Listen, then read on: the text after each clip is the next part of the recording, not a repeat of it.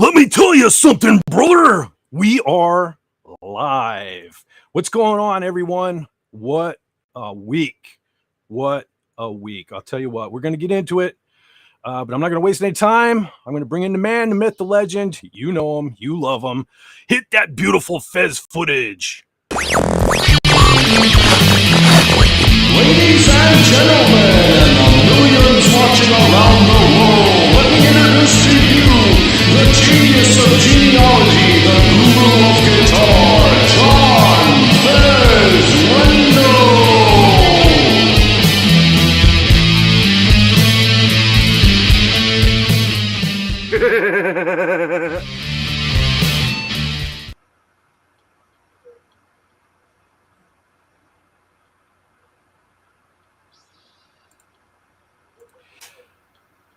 Brother John, I'm not even going to ask how your week was because I already know. Yeah, it's been interesting. Yeah. All right. I see some things have changed here. Continue, John. Continue.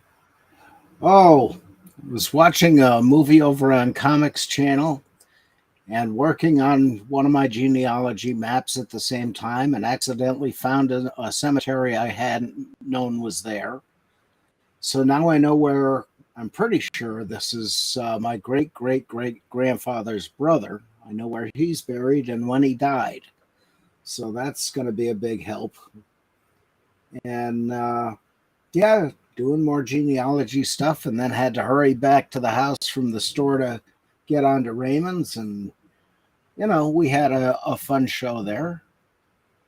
And, speaking of Raymond, we got a dolphin back. The king is here. King Dolphin, yes. How goes it? Oh, pretty good. We just good week. Good show Wednesday. Crazy day today. Oh my gosh. Yeah. That you got to see this. I'm going to share this. You've got to see. Let's see. Where is it? It doesn't let me do a video file here. I'm not sure. I think Tony shared one here before. Hold on, I'll get right back with you on that. First thing I want to do is find... Oh, God damn it. We're off to a bad start, folks. We're off to a bad start. Welcome to Saturday. Yeah. So everything I wanted to do on the beginning is wiped out here. Wiped out. Oh, no. I don't think it's Restream's fault. I think it's just one of those things. I'm going to pop a couple notes in the chat. So give me 1 second. Give me one second. Okay. And hello, Jason Love. Hi, Jason. Hello, Jason Love. Yes, I will. Hello, Snortopoopas. Now it's a chat because you got Snortopoopas in yeah. Jinx Squasher 1256. Hello. Holy smokes, man. That's weird, man. We're getting all these new names here. So cool and scary all at once. Yeah. Okay. Shrubby 1989. I swear to God, folks, I actually prepared and just, karma is not cooperating. I want to give a shout out real quick to Canadian Spider-Man. There'd be his link. And I also want to give another shout out to Jedi Master 2022. There's the link to his channel. So we did an impromptu live stream on Tuesday night because of the passing of one Ozzy Osbourne. And I initially thought I would just make a video. And then I thought, well, John's a big Ozzy Black Sabbath fan, so I need to include him in the video. And then I thought, you know what? Let's just go live. So we did. And I honestly didn't think anyone would show up. But lo and behold, they did. And Canadian Spider-Man was there and Jedi Master were there. They were also sharing their love for Ozzy Osbourne. We had a nice little stream and a nice little celebration of the man, the Prince of Darkness himself, Ozzy Osbourne. So if you guys missed that live stream, go on back and check it out. It was pretty nice. And man, now we lost Hulk Hogan. Like what a week. Oh yeah. Now here's the thing. Hulk Hogan is getting a lot of hate online right now, as well as love.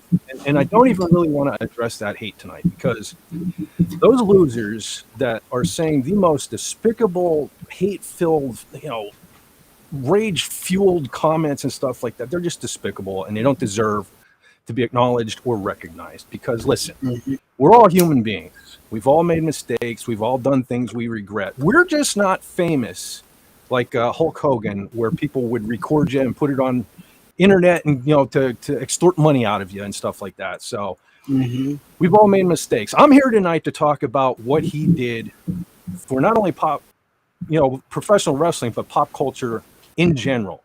Because in my life, Ozzy Osbourne and Hulk Hogan are very similar. I know that sounds strange, but I'm going to. Oh, yeah. Ozzy Osbourne. In my list of, excuse me? Your mic's breaking up a bit. It's breaking up. Is it any better? Yes. Okay, maybe I'm talking too loud. So, in my life, and I'm only speaking for my own beliefs and whatnot. Ozzy Osbourne and Hulk Hogan were very similar in the fact that when it comes to music, okay, if I was to list my top 10 even favorite metal singers or things like that, Ozzy may not even make the list. I'd have to think about that. And also when it comes to professional wrestling, Hulk Hogan probably not even my top 10 of professional wrestlers either. However, both men were such an important part of my life because of what they did.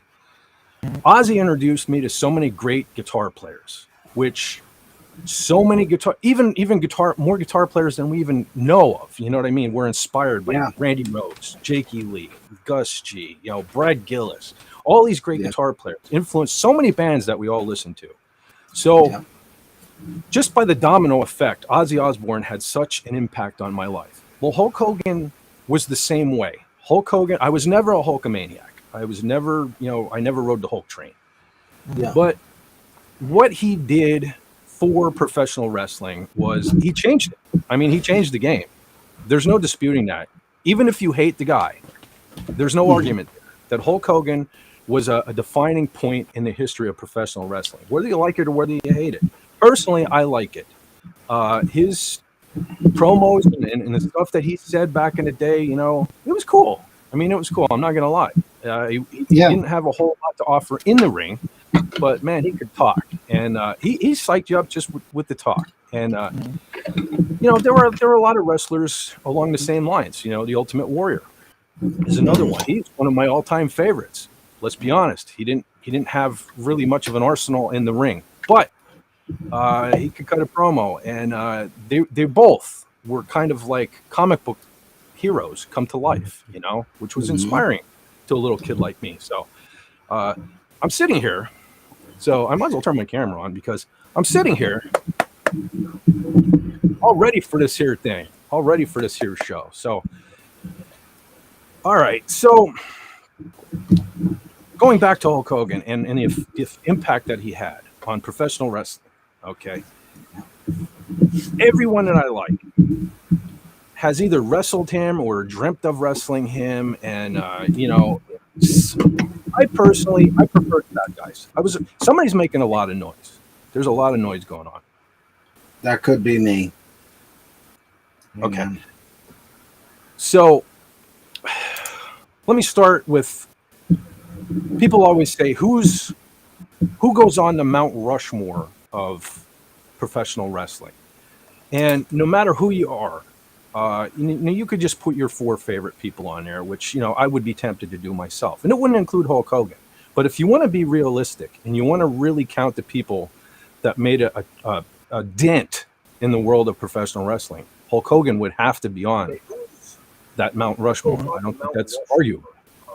So now we're getting an echo. Okay, But, it's taken care of. Okay. SP4 says, nice belt. Yeah, I'm sitting here. I'm all decked out and everything, man. I'm like, for life, man. But so, okay, going back to, I was never Hulkamaniac. I will confess that I did like his heel turn in the NWO when he became Hollywood Hulk Hogan. That was kind of cool. I could get behind that. But so, John. Yes. Fan of professional wrestling or no? I was for a while. I watched during, I guess, the late 90s and the early 80s when, what's her name? True Colors was one of her songs. Cyndi Lauper. And Captain Lou Albano, that whole thing there. I watched some during that, and then in the late 90s, it became a regular thing down at the One Firehouse. And uh-oh, got an echo. So yeah, Okay. I saw quite a bit of Hulk Hogan in the old days and some in the later days, And of course, he's been in the news ever since then. So, and he did at least 1 or 2 movies, and but he's been like Roddy Piper in that he's an icon of the sport, if you will. True. 100% and he put a lot into what he does, physically, emotionally, etc. So, it created, I don't want to say advertising, but publicity for the sport, along with Roddy Piper and some of the others. But he was about the most recognizable of all of them. True. Very true. And much can be said, like I said, the similarities for me between Ozzy Osbourne and Hulk Hogan. It's like whether you love either one or hate the either one. You could say Ozzy Osbourne or Hulk Hogan and everybody knows who you're talking about. So, Raymond, fan of professional wrestling, yes or no? I was up until the Steve Austin era. I really didn't buy into Austin or Rock, but to me, it was Sting, it was Bret Hart, Goldberg. Hulk was not my favorite. I was more of a Macho Man. Definitely Rowdy. So Roddy was probably my favorite. And then probably after that was Hitman. Very nice. Stark of Iron, Tony, brother Tony. You're certainly a fan of professional wrestling. I mean, Skeletor. Yes! Why, hello! Are you a fan of professional wrestling or Hulk Hogan? I would have not worked on this wonderful out-of-world physique if I did not want to join in the squared circle against Hulk Hogan. But now he's gone, and I am very upset.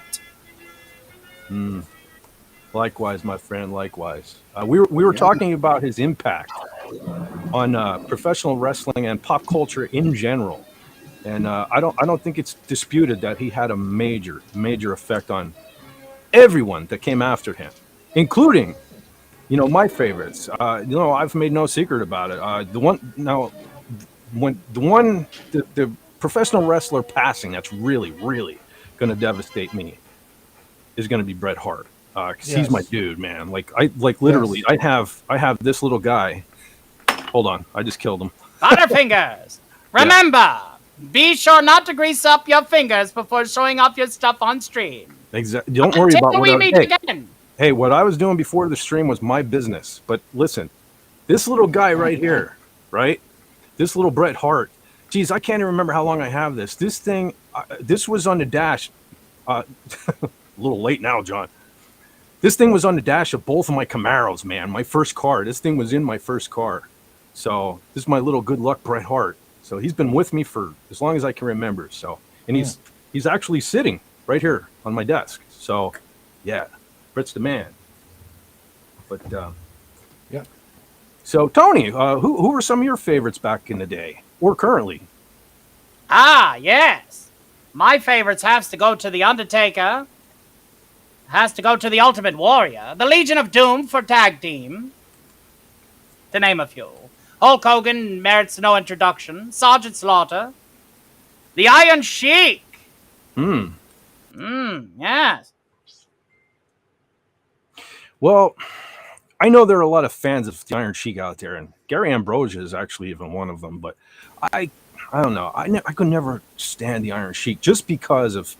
I know it's the line between reality and pro wrestling is blurred. I get that, but he was so cruel when it came to people like the Ultimate Warrior and Hulk Hogan. Even it seemed real to me, so I always had a problem with the Iron Sheik. But maybe that's just me. Didn't like the use of the word jabroni. No, that's kind of, I don't know. It started getting stale when they started throwing out all that stuff like jabroni and slap nuts and all that stuff. It became like this thing, like I remember it got so ridiculous at some point. Now listen, as far as newer wrestlers, and they're not even new anymore, but fan of Edge.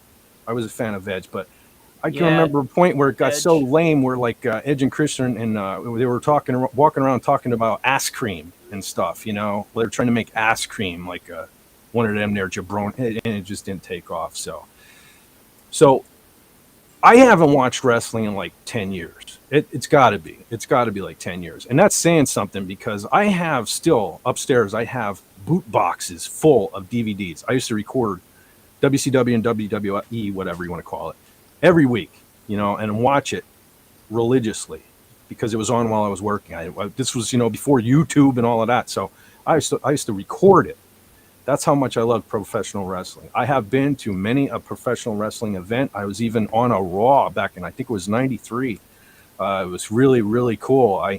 This was back in the day when Vince McMahon and Shawn Michaels were still commentating at ringside. And I was third row.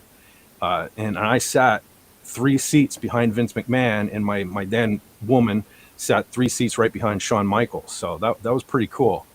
I've seen several really cool wrestlers in my lifetime. Unfortunately, I never got to see Bret Hart live. But anyway, it's one of the few disappointments I have. But always was a huge wrestling fan, and there are some pivotal points in my life that are connected to professional wrestling because my dad was an enormous wrestling fan. I can remember watching wrestling for as long as I can remember with my dad. From the days when WWF was just a little dinky thing. And I remember our favorite wrestler was a little Italian guy named Salvatore Bellomo. This was pre-Hulk Hogan and all that stuff. Right. So, yeah, I've been watching it forever. And the fact that I can't watch it anymore, that's really saying something. That's how bad I think it's gotten. But there was a time, I'm always talking, since I've come on YouTube, I'm always talking about Star Wars and heavy metal and stuff like that. But there was a time when professional wrestling was right up there, if not, actually, I went through phases with Star Wars where as a little kid, I loved it, but it almost seemed like from the day I got a guitar, right, I suddenly became too cool for science fiction. So there was a window from like maybe 12 to my 30s even where I was nothing but music and wrestling, right? And it wasn't probably till my 30s when I really started getting back to my roots with, sci-fi and Star Wars and stuff like that. So there was a time when wrestling was bigger to me than Star Wars. Like I said, I've been to wrestling events and stuff. I can remember one Father's Day in particular where my son was just born, and this was right before my father passed away. My brother got me and my dad and him tickets to go to a WWF. It was WWF back then. event, and that's the one I always talk about, where I had intended on getting a Bret Hart shirt that day, but Scott Hall was Razor Ramon at the time, and he was the headliner, main event. And when he came out and I saw him in person and saw how gigantic he was, I was just so impressed. I got a Razor Ramon shirt, and I do have some things I'm hoping to show off here a little bit, just to show how big a role professional wrestling once played in my life. I do have that shirt here, the shirt that I've always talked about. I still have from back in 90, whatever it was, 93. Hell, I got my Undertaker. This was from the Attitude Era, where they had like the exaggerated shoulders and stuff. He's sitting on my desk right now. Nice. Well, I was looking around the house today, like I haven't even made a dent. Like the stuff I have around me here, not even a dent. I have action figures packed away somewhere that aren't even open, but I have things like little Bretts and stuff that, are still floating around here. But one day I will have to tear the house apart and really like go over some of this stuff. But yeah, I mean, I absolutely loved, and I say loved, past tense. I'm hoping one day, I can love it again, but the current state of professional wrestling, no. And that's sad too, the fact that Triple H is now like the man in charge of WWE. Well, there was a time when wrestling was stories of these immortal warriors, there was the exaggerated backstories, Ultimate Warrior being from the Savage Land, and Undertaker actually being like, a reanimated zombie that could steal your soul from Death Valley. Yeah, Now it's like, well, I got a bigger dick than you. Let's fight about it. It's literally what the WWE's nowadays. This is so stupid. Yeah, the thing of it is it's become more about gymnastics. You know what I mean? It's more physical performance. Yeah. It was cool. I remember years ago, kind of Rey Mysterio really ushered that in, but I think even before him, one of my favorite wrestlers also was Owen Hart. He started as the Blue Blazer in WWF. Unfortunately, died as the Blue Blazer in WWF too. But if you guys remember, when he first came in back in the late 80s or whatever it was, he was the Blue Blazer, and he did all that cartwheels and tumble sets and all that stuff, which was cool. That's cool in little doses. But now all wrestling seems to be to me is one giant soap opera with a bunch of gymnastics in the ring. You know what I mean? Where back in the day, you could have people like Hulk Hogan and the Ultimate Warrior who really had limited skill set in the ring, but were so larger than life that great characters and electric personalities and exactly the audience. It took you out of it. You didn't need all those high flying maneuvers and things like that, right? You were already sucked in from the time their theme music hit. You know what I mean? Yeah, remember when the themes had more character than a lot of stuff nowadays. Like, the dudes in robes coming out, like Paul Bearer with the urn with Dad Sid Vicious' soul in there. Undertaker, I'm gonna take your soul. Percival Kane with the fire, the pyrotechnics. Mm-hmm. We lost John. That they did for Kane was absolutely insane. Sergeant Slaughter coming out to like military fanfare. He was a G.I. Joe. Well, that was one thing. Doomcock last night somebody had him read the lyrics to. Hold on, John. Mm-hmm. Someone had him read the lyrics to "I'm a Real American," Hulk Hogan's theme song, and man, I was feeling patriotic just sitting there listening to it. It's like that's one thing about Hulk Hogan. In a strange way, I kind of compare Hulk Hogan to my dad. Okay, my dad to me was a Superman. Mm-hmm. He was larger than life. He was going to live forever. He symbolized everything that was right. But when you ask me who's your favorite role model, right? I often tend to omit my dad. I don't think about I go right away. Oh, Jakey Lee and people like that. But my dad was really one of the biggest role models in my life, and for some reason I forget him. And Hulk Hogan is similar in the sense that, like, I wasn't a Hulkamaniac, but it was cool knowing he was there. He was there representing America. And when you had matches like you were just talking about, fighting the Iron Sheik and fighting outside forces, you know what I mean? There was that, and he won then. You know, there was like a feeling of America won. You know, there was pride, even though I wasn't a Hulkamaniac. There were times where I did cheer for Hulk Hogan. Although, like I said, I did prefer him as Hollywood Hogan. I tend to like the bad guys. I like Macho Mania, and I loved it whenever it was Macho King. And yeah. Well, yeah, I've always said, when it came to Macho Man, the Mega Powers, you remember Macho Man and Hulk Hogan teaming up and everything like that. The only thing I liked about it was I knew that Macho Man was eventually going to get pissed and turned on him, and I was just waiting for that. But yeah, man, he's going to be missed for sure. And it's a shame that you guys have probably seen, because everybody's gloating over his last appearance in WWE, where it was to promote his beer. And of all places, they choose to put him out there in Los Angeles, California, and he come out to some of the booze, right? yeah. So what a way to just shit all over his legacy. You know what I mean? And okay, albeit they didn't know he was going to pass shortly thereafter. But anyway, okay, John, glad you're back. Something changed, man. You look all different. Yeah, I had to change computers, and I was wondering what happened there. More tech stuff. Mm. And let me kill that light in the back. Oh. I was about to say, I didn't know you had your own personal star just hanging out there with you. That is a bright one. Yeah, that is bright. Much better. But yeah, let's see. So, well, like I said, you guys got me for about 30 more minutes because Alf is going to be on Cotton later. But okay, I wanted to come and say hi. Well, say hi to Snow Dub for me too, man. I will. I absolutely will. Yeah, this has been a hell of a week for celebrity deaths. Oh, yeah. Grim Reaper Sprint. Yeah, I talked about it on my show. I mean, besides Ozzy and Hulk, and we had, and I love, Fox really did it really weird. They showed Ozzy's picture, and I'm going, okay, what's going on? For about a full minute before they mentioned it. I'm like, really? But then let's see. You had Malcolm Jamal Warner die this week. Yeah, there was a lot this week.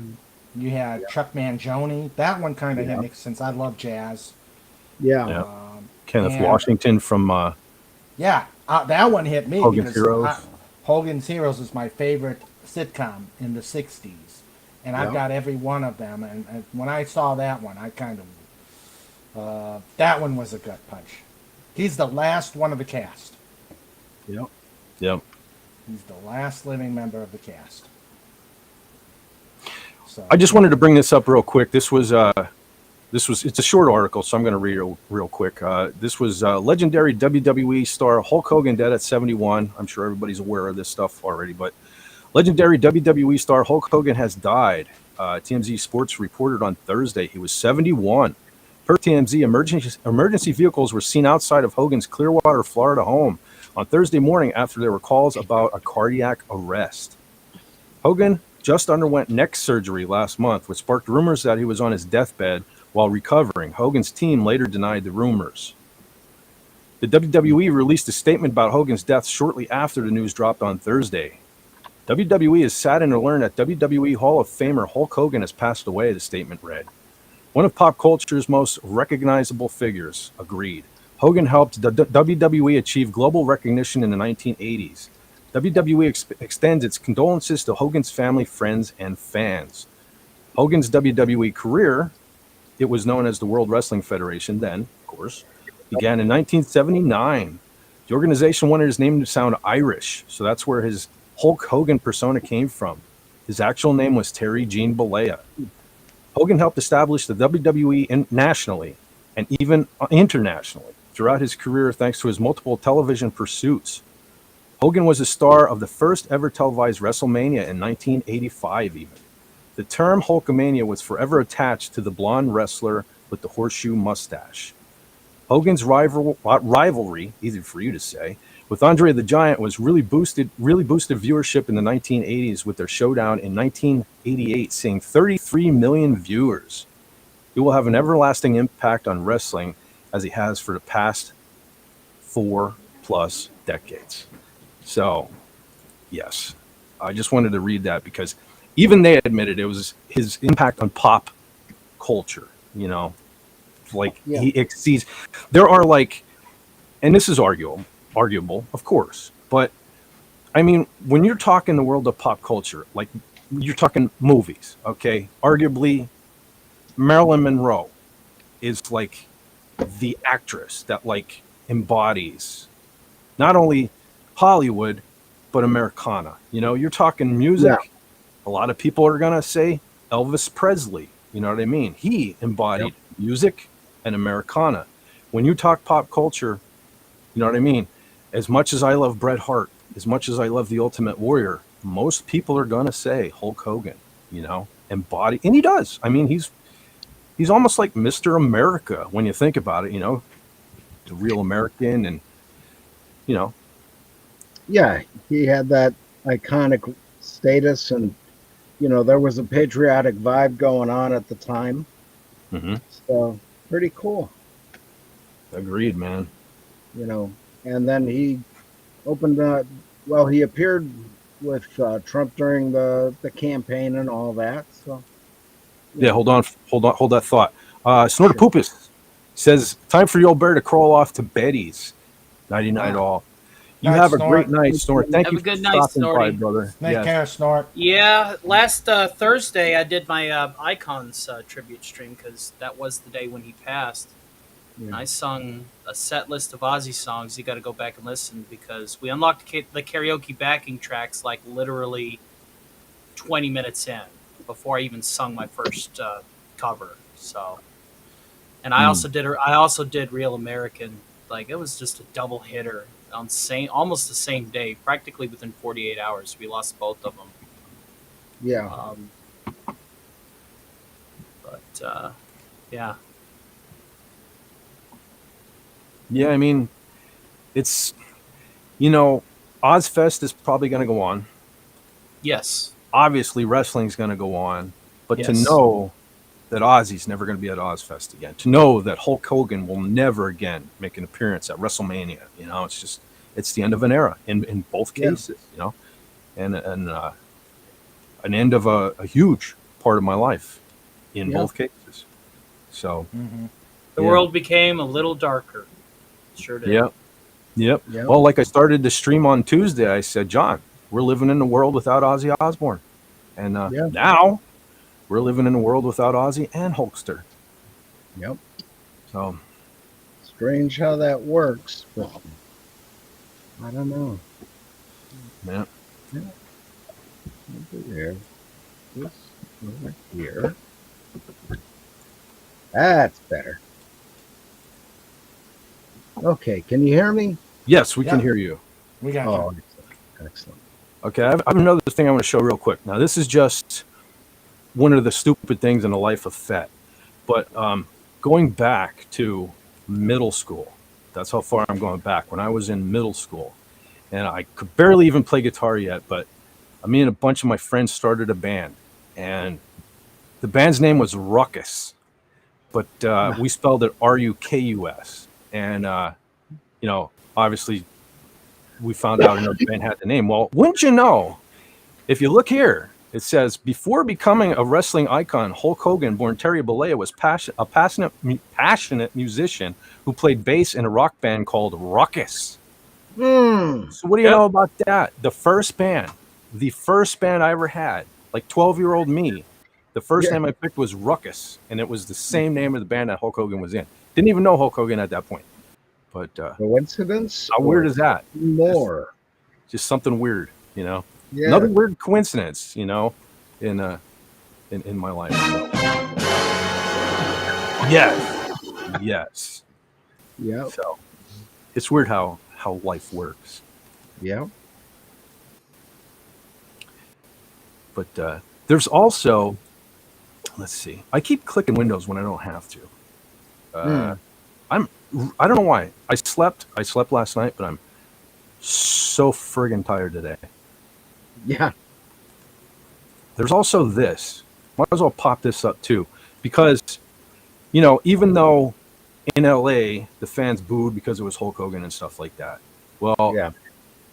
I'm not going to read the whole article, but this says Hulk Hogan's Real American Beer selling out nationwide after his death. Yep. It says his death has sparked a rush of fans clearing shelves of his Real American Beer. Yeah. Okay, the WWE icon may be gone, but the drinking champion is now flying off the store shelves from Florida to New York, leaving retailers scrambling to keep up. So that's pretty cool. You know, Yeah. they can. People are trying to paint a. I'm gonna put this down now because it's just like kill my shoulder. But Yeah. people, they're trying to paint Hulk Hogan in a specific light right now. Some people, some vile, disgusting people. But that's very cool that people are buying the beer because most Americans don't feel the same way as these losers on social media. You know, like I was saying, Tony, at the beginning, I was saying, you know, the thing of it is he said some things, you know, people say stuff, especially in private, you know, and Yes. we're just not, we don't have people gunning for us, you know, trying to record us to make money off of catching us at our darkest moment. You know what I mean? And that the guy shouldn't have to wear that. You know, that should not be on his headstone. You know what I mean? Yeah. You know, because if you think about it, and I'm talking to everyone listening to me right now, like think about what first of all, we'd all have like 12-foot high fucking headstones if they put a list of everything we ever did or said wrong. Do you know what I'm saying? Yeah. You know, we're just fortunate enough. Think about that. As cool as Hulk Hogan, it would be to be someone like Hulk Hogan. Okay, that guy couldn't walk down the street. You know what I mean? He couldn't go grocery shopping without getting mobbed by people. You know what I mean? Yeah. Yeah, that was a whole different world. You know, and at the end of his life, I know it's been several years now since, you know, the video leak and all this thing, but so he's a human. He's a human being behind the character. I mean, surprise, you know what I mean? Are you that dumb? You didn't know that there was Terry Bollea was a real person who did real things and stuff like that. So, I mean, if you're going to be that up in arms over something he said or a certain video that leaked, you know what I mean? People leak videos all the time. I think one of the first ones was the Tommy Lee and Pamela Anderson, right? And I still think to this day it's because Tommy Lee's career sucked.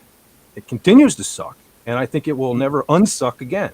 So that was one way to stay relevant, was have a video of him banging some. And from what I understand, Hulk Hogan didn't even have anything to do with this. This was a creep, that Bubba the Love Sponge or whatever, that kind of orchestrated the whole thing. But so, but my point being, go ahead. Here's one thing people should remember. Anybody who knows who Alexander Pope was, he wrote something pretty cool once. And it was the old phrase, if to err is human and to forgive is divine. Right. All right. Hulk Hogan showed his humanity a few times. Why can't these people show their divinity? Because the same people that are now trashing Hulk Hogan for being a human being are the same people that think they're human beings and think they care about others when they really don't. Exactly. They don't want forgiveness. They don't want people to come together. They're the ones sowing the division, and it's obvious. I mean, it's obvious. Every time an event like this happens, okay, it has to become political. Like, John, you mentioned about Hogan showing up last year at the Republican National Convention. I wasn't even going to touch on that because I didn't want to make this political, but the other side, that's the first thing they do. That's the first thing they do. Because right away, you know, it's like, and I think, honestly, that's one of the reasons why you're not hearing as much about his appearance in support of you-know-who last year, because they want to make it bigger than, they don't want to be, well, it's not just because I hate the president. I'm not going to make it about that. Remember what he said. You remember that word that he said, that vile word that he said? First of all, let's discuss that word. Let's discuss that word right now. Because here's the thing. This continuous, thing about that word, this stigma, this whole thing that surrounds that word, you're the one that makes it such a big deal. Because you know what? When I was a little kid, I was told there were certain words I wasn't allowed to say, right? Right. And what did I do? The first thing I did was behind my mom and dad's back. I was going, fuck, fuck, fuck, fuck, fuck, fuck, fuck. And I said it so many times until it didn't matter anymore. It wasn't a big deal. Do you know what I mean? Like, so the more that you keep telling people they're not supposed to say that word, the more they're just going to keep saying it in secret. Whereas if we could just get the goddamn thing out in the open, it would just fade away like the F word. The F word would not be, you know what I mean? The F word is not as big a deal as it used to be. I mean, you can't watch a video on social media, my channel included, without hearing an F word. It's not a big deal anymore.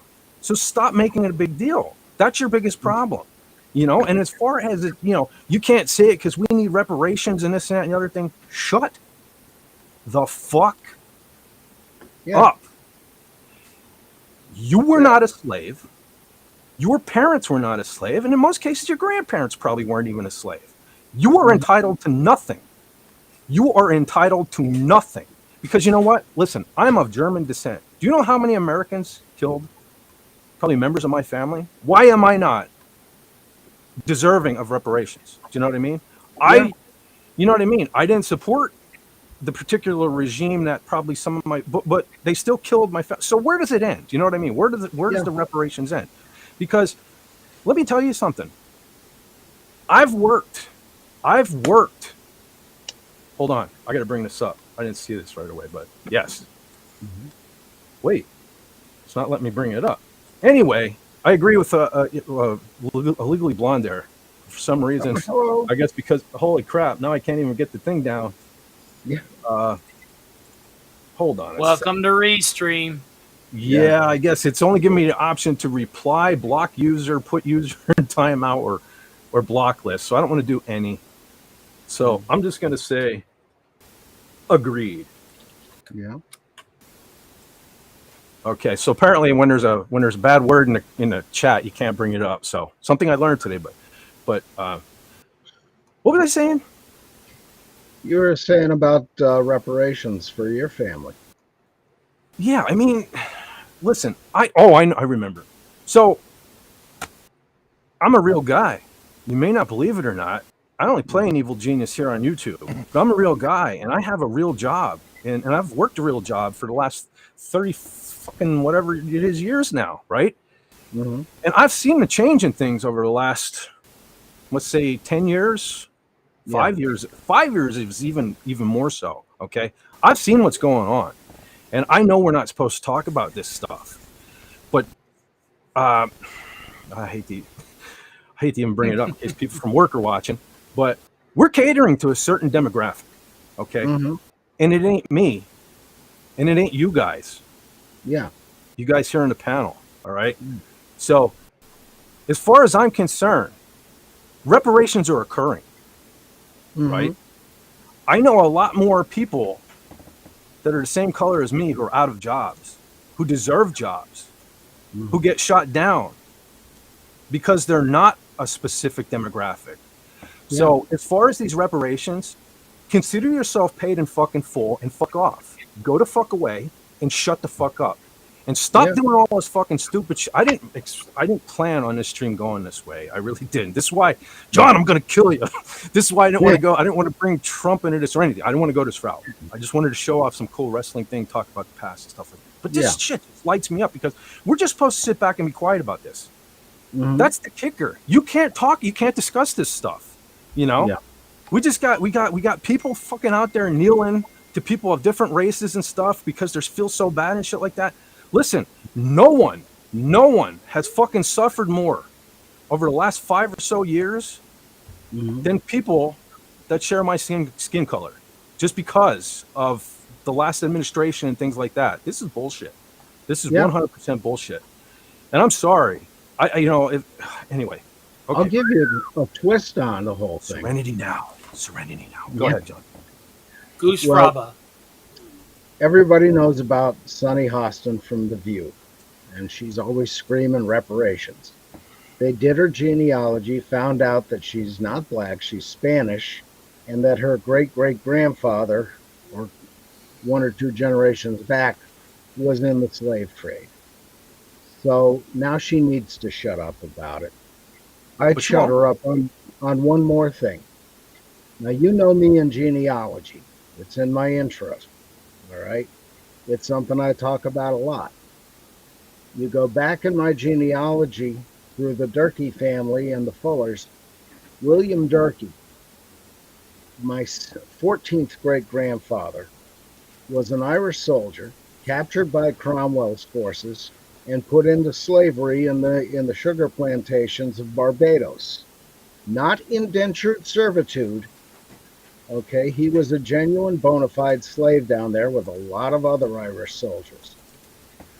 When he was essentially bought by, what was it? Not Robert Crossman, Timothy Bishop, I believe the name was. He was put into indentured servitude then and brought to Massachusetts, being the first Irish Catholic in New England, by the way. So I have an ancestor who was a slave. Am I getting reparations? No. Am I getting them from the Romans, who no doubt enslaved ancestors? No. From the French, who did the same thing? No. From the Germans? No. From, let's see, who else was down there in the Crusades times? Anybody down there? No. So am I getting them from the Vandals, the Goths, the Visigoths, the Huns? No. So why is everybody worried about it today? Get used to things and just live a good life. Yes. Find something you can be proud of. Yes. And until we stop talking about certain words and certain topics, like it's never going to go away. And that's what they want. You know what I mean? And yeah. Anyway, I just want to point out that the top hat gentleman is here. And he says the View. Those hyenas. Yeah. Now, I'm not sure because, it's the internet. It must be true because it's on the internet. But now I did hear a rumor that they're going on hiatus or something, the View? Yeah. Is that correct? Yeah. Yeah. See, we're moving in the right direction. Now, no, of course. Now, people are going to say, you just want the other side silenced now. No, that's not the thing. It's just, we just need to start over. You know what I mean? Just shut everything down and start over or something, I mean, in the case of View, I'd like to see them go out to a Valium Happy Camp, but that's just me, because they're annoying. Yeah. Well, the thing of it is I can understand being passionate about whatever side you fall on. I understand being passionate about that. But before 2016, I always kind of leaned a certain way, but I didn't give a damn. I want to go back to not giving a damn. That's what I want to do. I just want people who can run the country. I don't care what side. Listen, Republican, Democrat, I don't give a shit. If you can run the country, do the thing. You know what I mean? Just stop this bullshit of having. I hate it. You know what I mean? People haven't been able to go to like Thanksgiving dinners in years. You know what I mean? And I argue with family members and stuff. So I almost can't wait until Thanksgiving dinner and an argument. Yeah, I almost can't wait until the next 3 years are over. I hope the next 3 years are great. But I mean, this is not something. Again, I didn't want this stream to go this way tonight, but I got to be honest. I'm not exactly 100% happy with the current administration right now either. So, that's the thing. People want to call. All right, now I have to do this because I do have to go before too long. Hey, relax, gay. Yeah. Was that South Park? That's what they did to Trump on the new South Park episode. Yeah, I they saw turned him into Saddam. Hey, relax, gay. Well, listen, they think that's going to get all of us all worked up and stuff like that. I laughed until I stopped laughing. That's the best way that I can describe it. That shit was hilarious. Yeah, if something's funny, it's funny. It doesn't matter who it's about. That's what we need to go back to. You know what I mean? Yeah. Comedians always made fun of, for the most part, whoever was in office. You know what I mean? I don't know what happened over the last few presidencies, but it's just become, we only make fun of one particular person if they're in the office and not the other.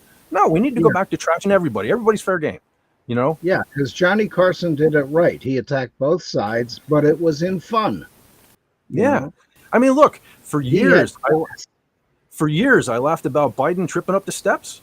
Trump just did it not that long ago. That was just as fucking funny. I'm sorry, it was. You know what I mean? An old guy falling up the steps is fucking funny. It doesn't matter who it is. As long as he didn't break a hip and he can still run the country.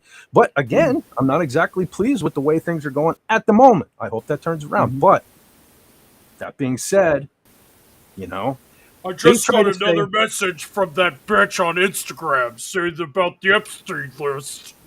Ah, come on, Tate. Just relax, girl. I can't relax, okay? You remind me of somebody that I used to date. I love you. well, that's one of the particular cases I'm not too happy about right now. But you know, it is what it is. I want to go back to like I originally a few years back when I kind of taken the channel seriously. I wanted you to think Fed Fire and think fun. I wanted this to be the fun channel. I wanted you to like coming here and hanging out and stuff like that. I didn't want to have to make political videos. I didn't want to have to say political things. I'm hoping that I can eventually go back to not having to talk about. I just want somebody that can run the country, and I can just sit back and relax. You know, I can just go back to, cause like honestly, I don't even feel like trashing pop culture anymore, to an extent. You know what I mean? I don't even care anymore. I don't care. Like people are all up in arms. People want to know about this new Fantastic Four movie. I don't give a shit. I really don't. I'm you know, a lot of people don't like the original two Fantastic Four movies. I'm not a huge comic book person, so I'm not as connected to, you know, the comic stories and things like that. So I like the first two movies. I'm fine with those. Those will hold me over for the rest of my life. I don't really give a damn. I don't care. A matter of fact, I hope they never make another Star Wars again. I don't want to talk about whether the new Star Wars movie is good or bad. I don't care. I don't want another one. Do not ever make another one. They're done. As far as I'm concerned, you have a beginning, you had an end, now we have a bitter end. Let's just let it at that. Let's move on to something else. You know, like I said, I cannot sing the praises of a television show that I've been watching with a friend that I absolutely love, and that is Resident Alien. They can do stuff. They can do good things. You know what I mean? Let's go back to doing them. And again, I totally recommend that. If you guys have access to Sci-Fi or Netflix or whatever, you can watch Resident Alien on. It's a friggin' good show. I believe they're on season 4, but it's real good. Matter of fact, I'm also going to tell you something else. I watched Happy Gilmore 2 last night, and it was fucking fantastic. I heard it was good. I laughed my ass off. You know what I did? I even went about it the right way. You know what I did yesterday? I went out and I got the right freaking. Everybody knows I'm a big fan of Subway. I went and I got me a freaking Happy Gilmore. You know? So I had a Happy Gilmore meal and I freaking watched the movie, and it was freaking phenomenal. When I watched the first Happy Gilmore, there's an emotional connection with that one because my wife and I were separated then too, and there was nothing that was making me laugh at that point.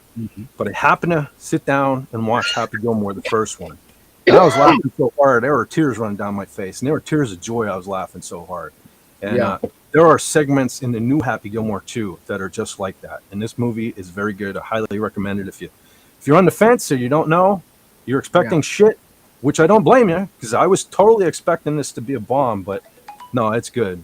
Definitely. 2 thumbs up for Happy Gilmore 2. So awesome.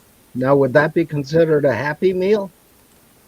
I don't think they legally can say that. I don't think this is a Happy Gilmore, the Happy Gilmore. So I guess as long as Gilmore is there, I guess we're okay. See. But Hey, Fat, I'm gonna have to tap out. It's been a long ass Oh, day. Raymond, your signing event. Oh yeah. Week from tonight, I'm going to be doing a signing event in Charlestown, West Virginia, at Fuzzy Dog Books. You'll see it on my website. Just wanted to let you know. very cool. Best of luck there. Hope you sell. Yeah, wish me luck. I want to sell a lot of books. Hope you sell books a million. Yeah. Yeah. Do that. Right. There All we right. go. You guys take care. Have You a too, good man. one, There's the Raymond. link. There he is. Yeah, If you guys thank you. haven't Thank you, subscribed yet thank to you. King Dolphin, there's his link. Check him out.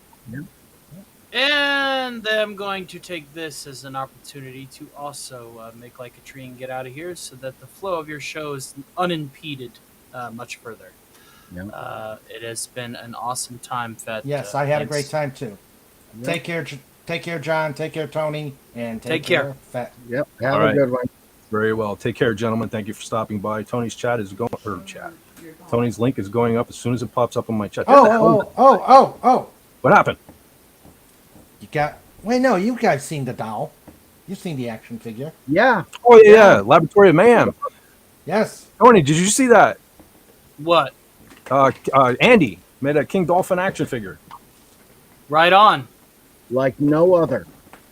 Yes. And again, I'm pretty sure Let's that see. Let's see it right quick. There it is. There it is. I'm hoping I'm pointing in the right direction. Yeah.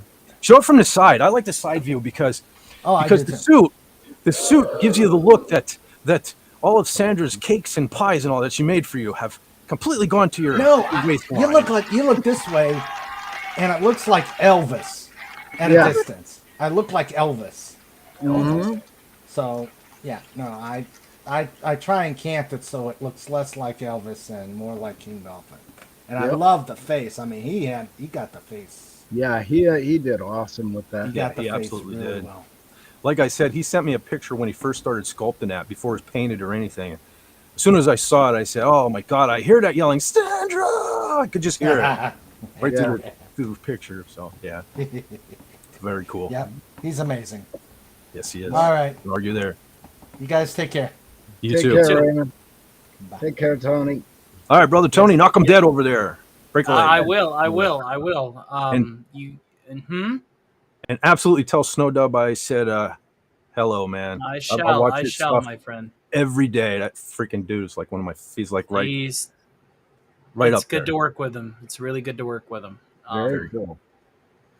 And I'll see you guys on the flip. I'll be at some venue throughout the evening. You'll probably be wrapped up by the time we're done.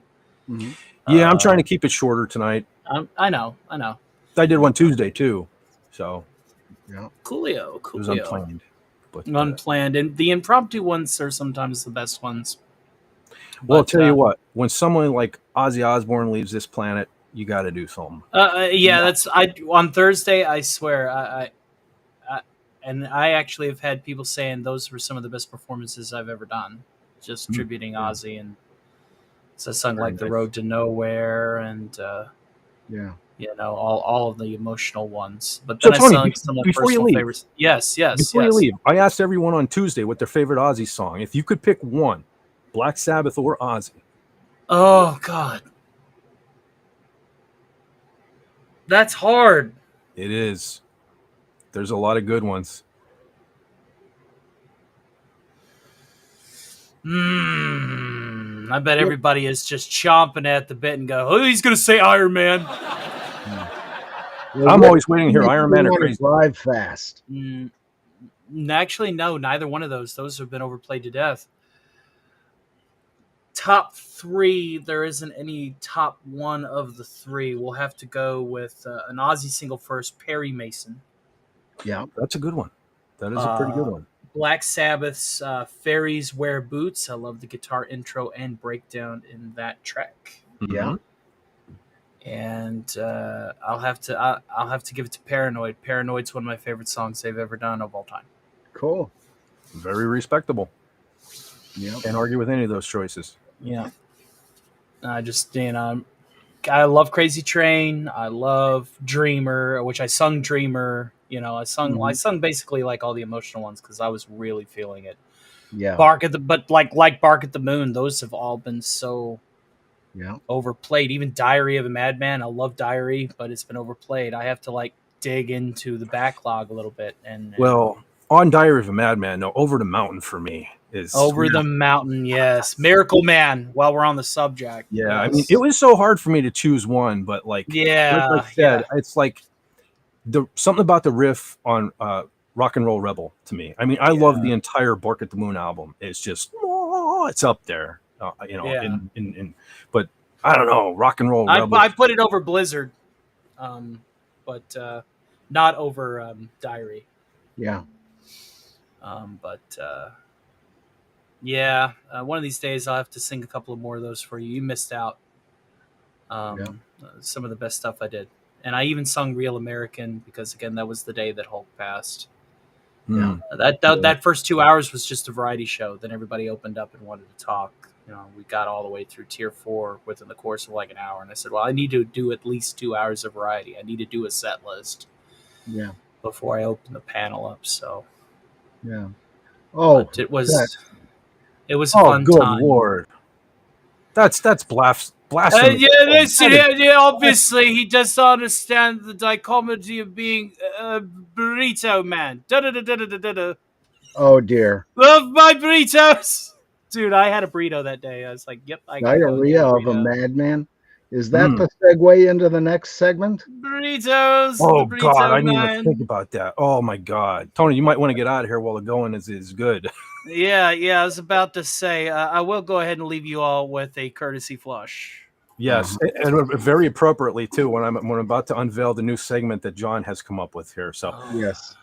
This Tony, is Kiss have Alive. fun over there. You may not want to be connected with this segment, so I will let you go.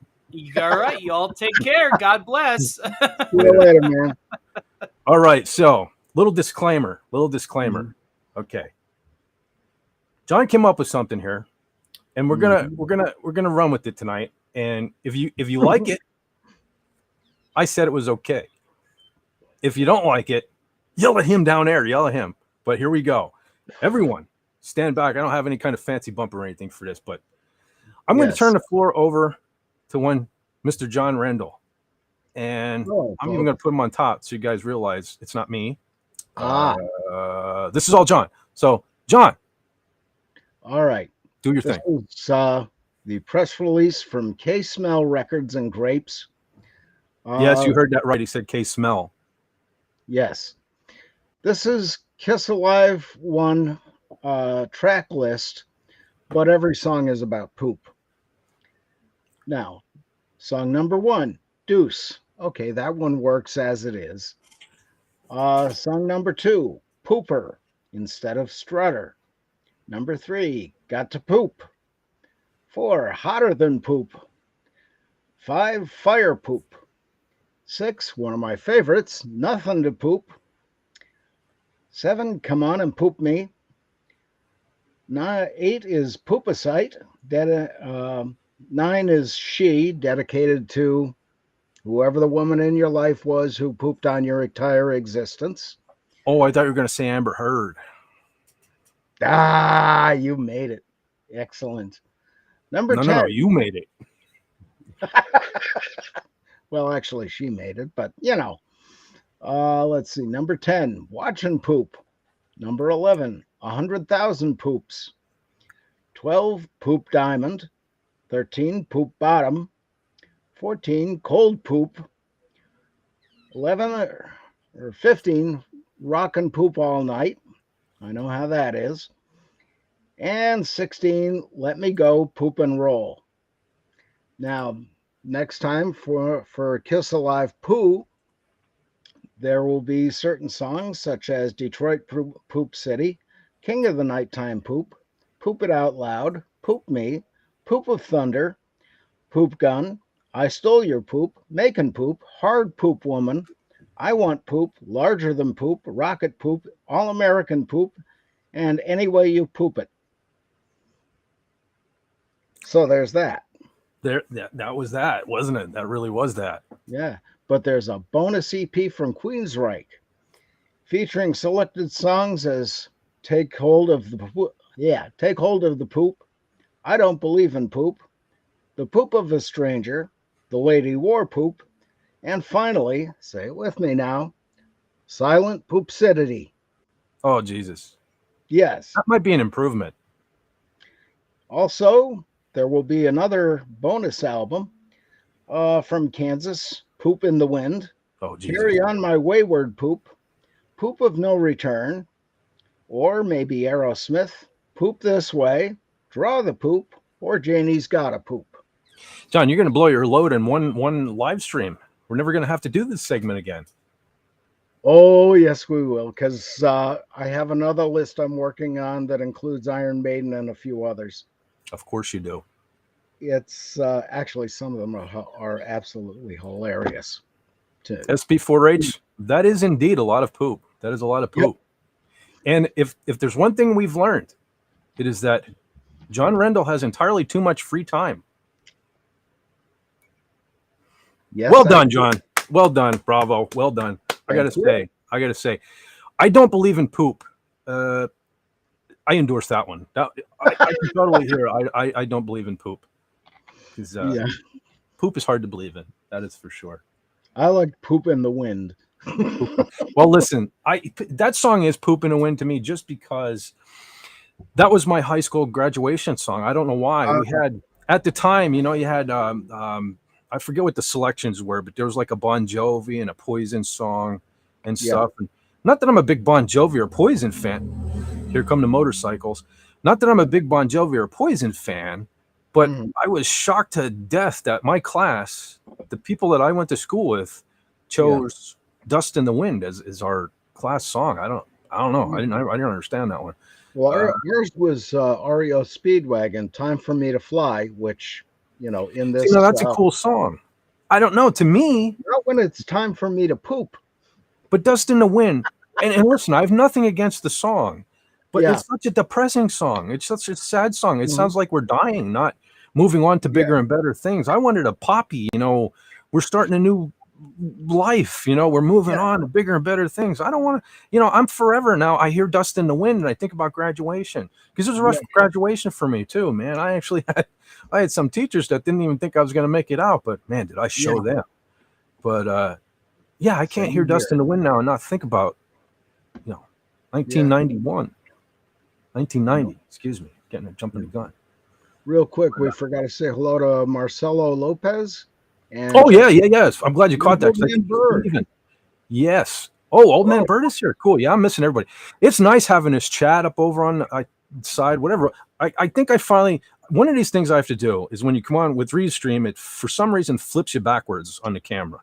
So I just flipped it finally, like now halfway through the thing. So I hope I'm the right way. I don't know which way I'm pointing. Anyway, this is all so confusing to me.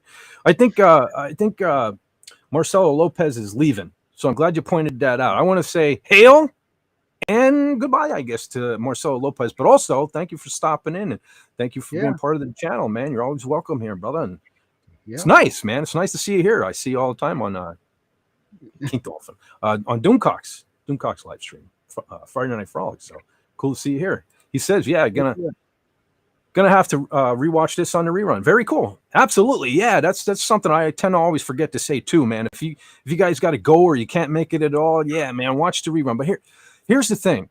And I know you're probably getting sick of hearing it. I don't know why I'm doing this all of a sudden. I never do this in real life, but I noticed since I've been going on camera, I'm doing this and I hate it. Stop it. But anyway, if you watch or even watching now, please hit that like button. Or if you watch the replay or something, leave a comment because apparently that's all YouTube cares about right now. And they listen. My theory is you got your Don Lemons of the world. All these people are getting fired from their, whatever you want to call it, their jobs on CNN and all this stuff, and they're coming here.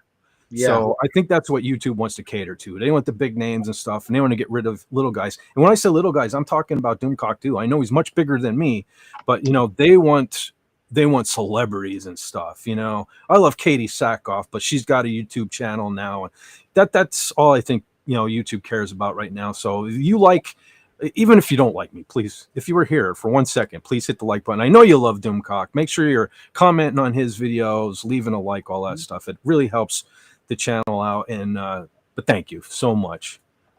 And I definitely have to acknowledge Jason loves Detroit Poop City. Apparently he's big on Detroit. Yeah.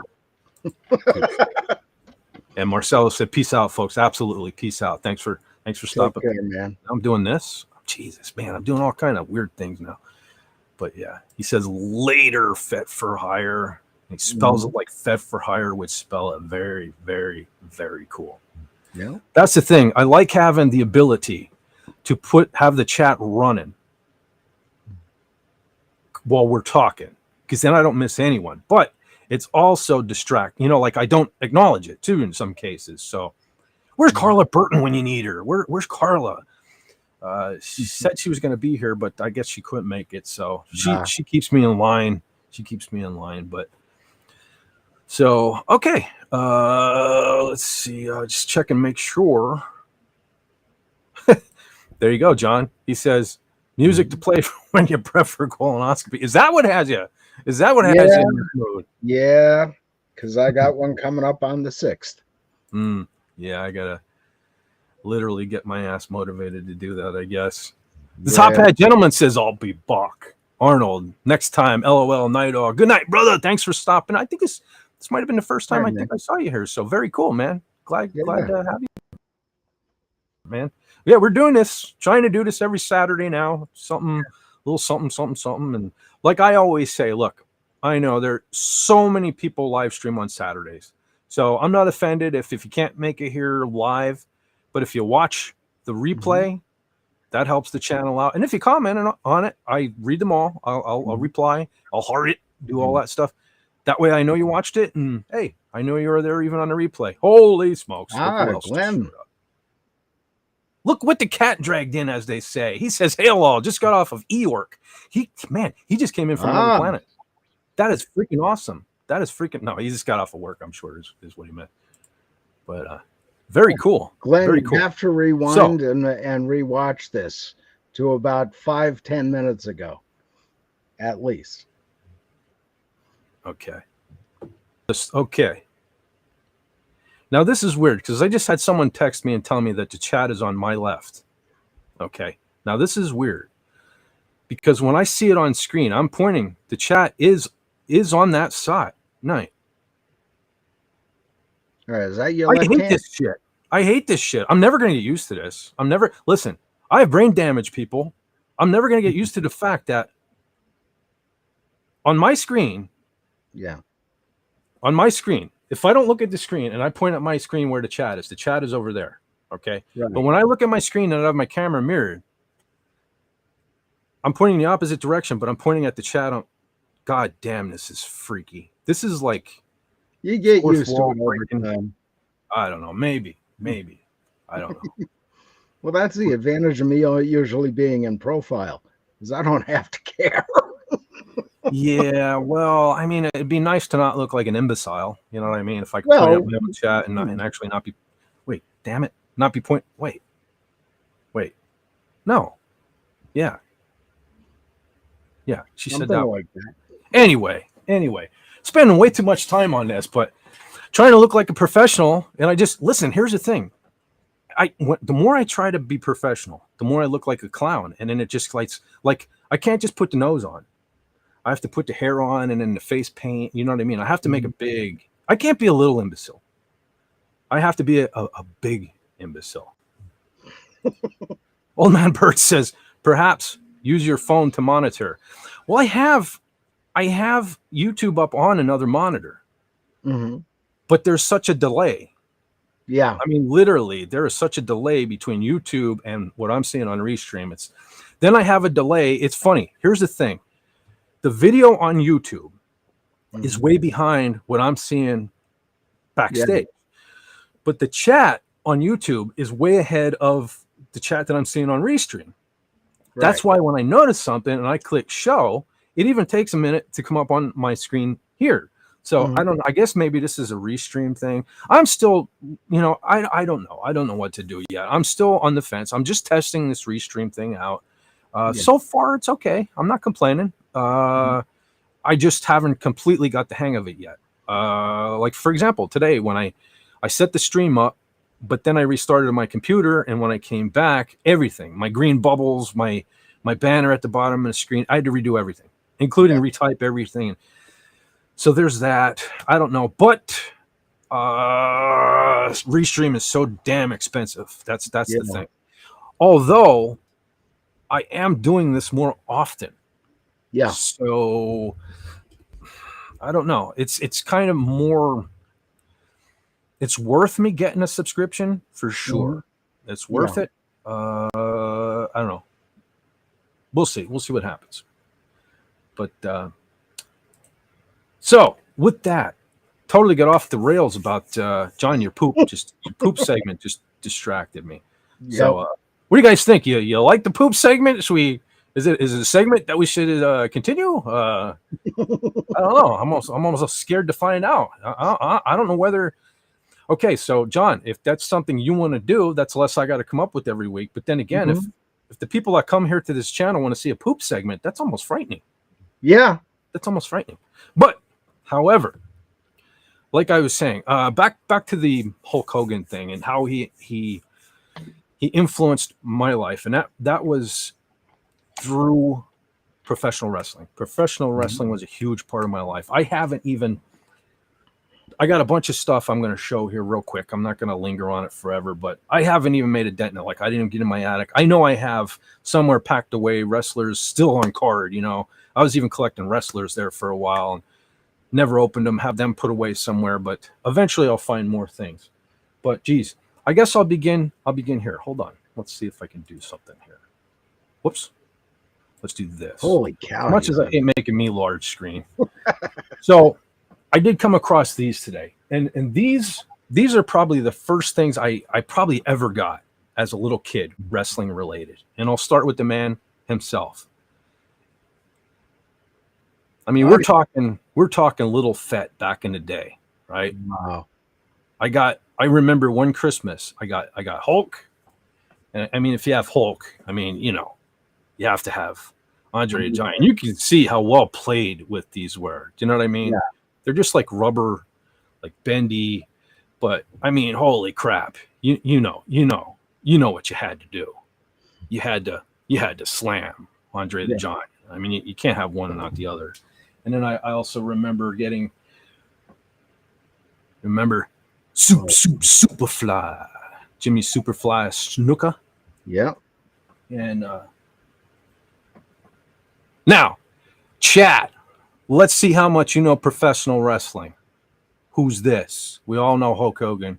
We all know Andre the Giant. We probably all know, you know, what do you do with this one? Jimmy Superfly Snuka. Okay, chat. Blue stars, white tights. Who's this gentleman that's all washed out from my super bright ring light? Anybody know who this is? Any Evil guesses? Knievel? No, not Evil Knievel. Dressed similarly, but nope. Yeah. No clue. Oh, Carla Burton is here. Hey, Carla. Hold on. Let me bring her in. I'm saying, hey, Carla, and she's not even in the stream yet. There she is. Hi. Hey, what's going on? Just came in. I'm about to show off some of my wrestling stuff from. Oh, yay. Do you know who this is, Carla? Wrestling. Glenn Schroeder says Hacksaw. Negative. Oh, yeah. Nope, Could be, nope. Yeah. Nope, not Hacksaw. Okay. Jason Love says Hacksaw. Duggan? No, that was Duggan, right? No, it's not Hacksaw. No 2x4. No 2x4. Okay. All right. I'm going to pop it up because SP4H got it. Of course he did. Big John Stud. Oh, yes, yeah. Oh, Big John Stud. Oh, yeah. Like I said, I like the bad guys, man. He was a bad guy. Snuka was all right. Right. These were just 4 things my mom got me the one year. See, you missed this one, Carla. Yeah. Oh, nice. Perfect. These were like the first wrestling toys I ever remember getting as a little kid. And like I was saying, man, look at how battered Andre is, man. Holy crap. He got well. Yeah, he did. Yeah. But those are love scars right there. Yeah. I mean, those are all shit. I'm wrecking my place. But those are all affectionate, you know, earn scars. Yeah, exactly. But oh, sorry. I'm making a lot of noise here. Hold on. I dropped something. Uh-oh. I need to turn off my Wi-Fi. Okay, I'm dropping everything. Wait a moment. Carla's not in a car. Yeah. I know. I am. Yeah. I was in the car and I'm like, oh, I'll stream on my way back. I'll talk to you guys on my way back, but I didn't have any headphones, so like, I'm just totally screwed today. I was so sad. Geez, I have there was a phase where I like wrestling so much, man. I have like stupid stuff from like puzzles. Yeah. Valentine's. You know, lunch boxes? Any lunch boxes? I don't think I have any lunch boxes. Not wrestling, no. But I have stupid stuff like that. But then I also have. I'm running out of room to set things here. Okay, like DVDs, man. I have like dumb things like these. Wow. You know, DVDs and such. yeah, all kind of like box sets and things from back in the Wow. day. Of course, the NWO, Mm-hmm.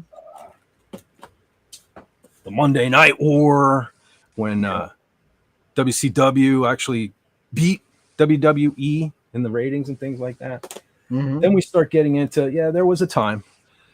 There was a time before he ended Bret Hart's career that I actually did like Goldberg. But Well, I never knew him either. yeah, well, he's the dumb jackass that kicked Bret Hart in the head and led to all Bret's strokes and everything like that. So that's real. That's real. That's simply because it's really because he can't tell the difference. You know what I mean? He can't see there's an art form to professional wrestling.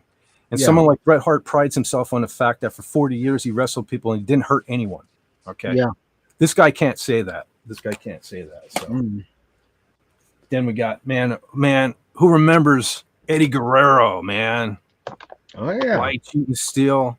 That was some of the funniest stuff. I mean, when he used to like, the ref would be distracted and he just like hit the mat with a chair and throw it on the ground and fall down and make it look like the other guy knocked him out or something like that. All that crap like that, man. You gotta love Eddie Guerrero. Yeah. And then kind of getting into, these are more of my holy grail wrestlers. And these are a little newer, but yeah, I was a big fan of the Rated R Superstar Edge. He looks like he did the stuff healthy and not too muscly. You know how they go over the top. Yeah, he was one of the. Well, he's a big guy, but he was one of the smaller guys compared to the other guys. You know, so he probably wasn't on as much of the sauce. But yeah, I did like Edge. Now here's one. This gentleman, Kane. Oh wow! I should have grabbed his movies too. Anybody see See No Evil? The horror movies that he's in. No. Oh wow. Yeah. Do like me some Kane. And of course Andre. Oh, nice. Yeah. Now we're getting into hallowed ground. Now these are like my hallowed ground wrestlers. So. Oh, Macho Man. So this says it's the Ultimate Collection, but look at this mofo. Wow. This thing has like shirts and sunglasses and everything. And I never even opened it. That would be so awesome to open. This is like all 3-dimensional and stuff. Yeah. Yeah. Then, it's like what do you? What was that, Carla? Oh no, I don't know. What do you call it when they push out part of the metal and like embossed or whatever? Yeah. But that sort of thing. Shane Raymond's gone for this one. He'd be drooling all over this one.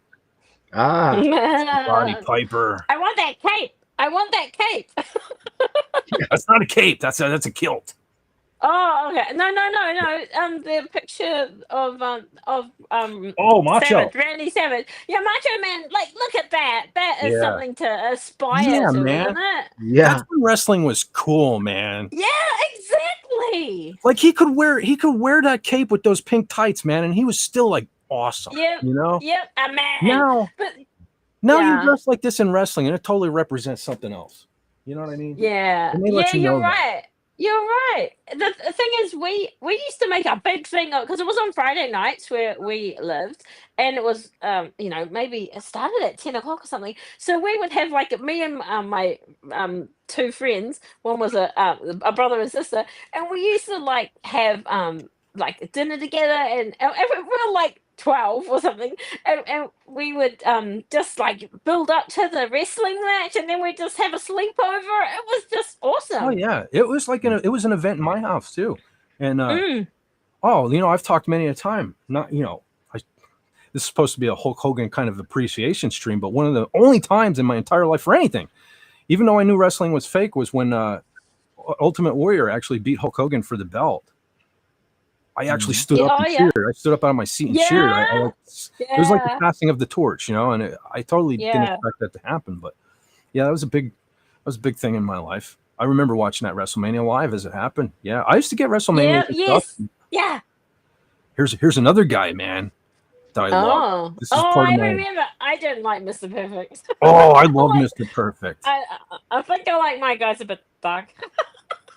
Well, the thing of it is as a huge Bret Hart fan, I always had I had this Yeah. dream tag team in my head. It was either Bret Hart and Mr. Perfect, or Kurt Hennig, his real name is, or Bret Hart and Sting in WCW, because they're all kind of physically built the same. They all have like the same skill set and everything. But you know how tag teams had to be. It always had to be a littler guy with the big muscle, you know, blah blah blah.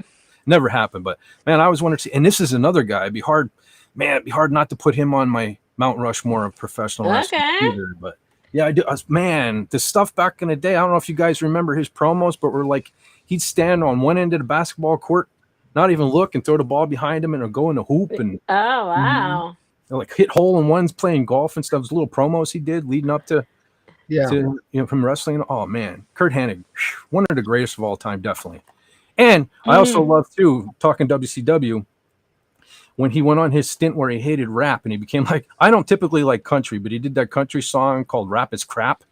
He used to perform that as like a country. That was pretty cool too. Yeah. But definitely love him as Mr. Perfect, which is one of the reasons why I like the NWO, because of, you know, certain people out there, not everybody.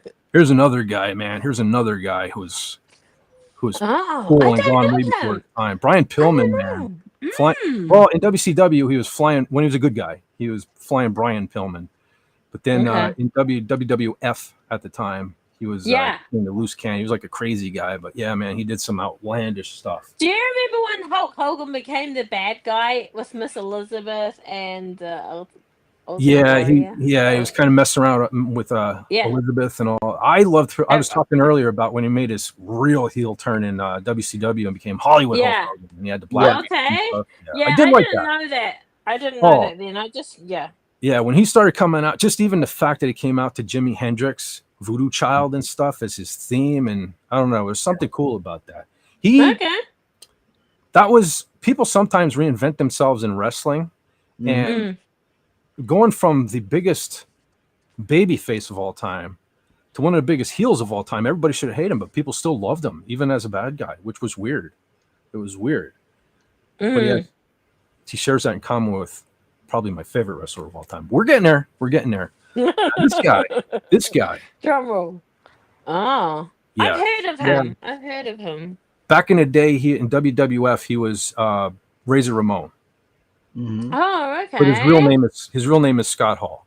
And like I always say, I love Scott Hall. The only thing that keeps him from being like right up there with my first two favorite wrestlers is the fact that he was friends with Kevin Nash, because Kevin Nash is a douche. So I mean, to get along with a douche like that, there, you know. Anyway, but as a wrestler and stuff, and his character that he portrayed and stuff, I love Scott Hall. Now we're talking. Although this is a despicable DVD that WWE put out to try to ruin. To ruin the Ultimate Warrior's career. I didn't know that when I bought it. I just heard it came out and I got it. And I lost a lot of respect for almost every person that was on this DVD trashing the Ultimate Warrior down, you know, running him through the mud and stuff like that. Because I get it. The Warrior was a flawed individual. He worried about himself and all, but that's what they all do. That's what Hulk Hogan did. Yeah. And he's still one of the greatest of all time. So I don't blame Ultimate Warrior for looking out for himself. I still love the guy. He was a real life superhero. He's one of the few. Glenn Schroeder's got words for you, buddy. I'll check it out in a second. Oh, hold on. What did he say? He said, first time I've disagreed with you, Fat Brett was and still is a bitch. His longest running shtick is being a whiny bitch. Oh, them's fighting words, man. We're going in the ring, man. No, I'm just kidding. Hey, that's totally fine, man. That's the thing. That's the thing about us. You know, I'm not gonna hate on you because you don't like Bret.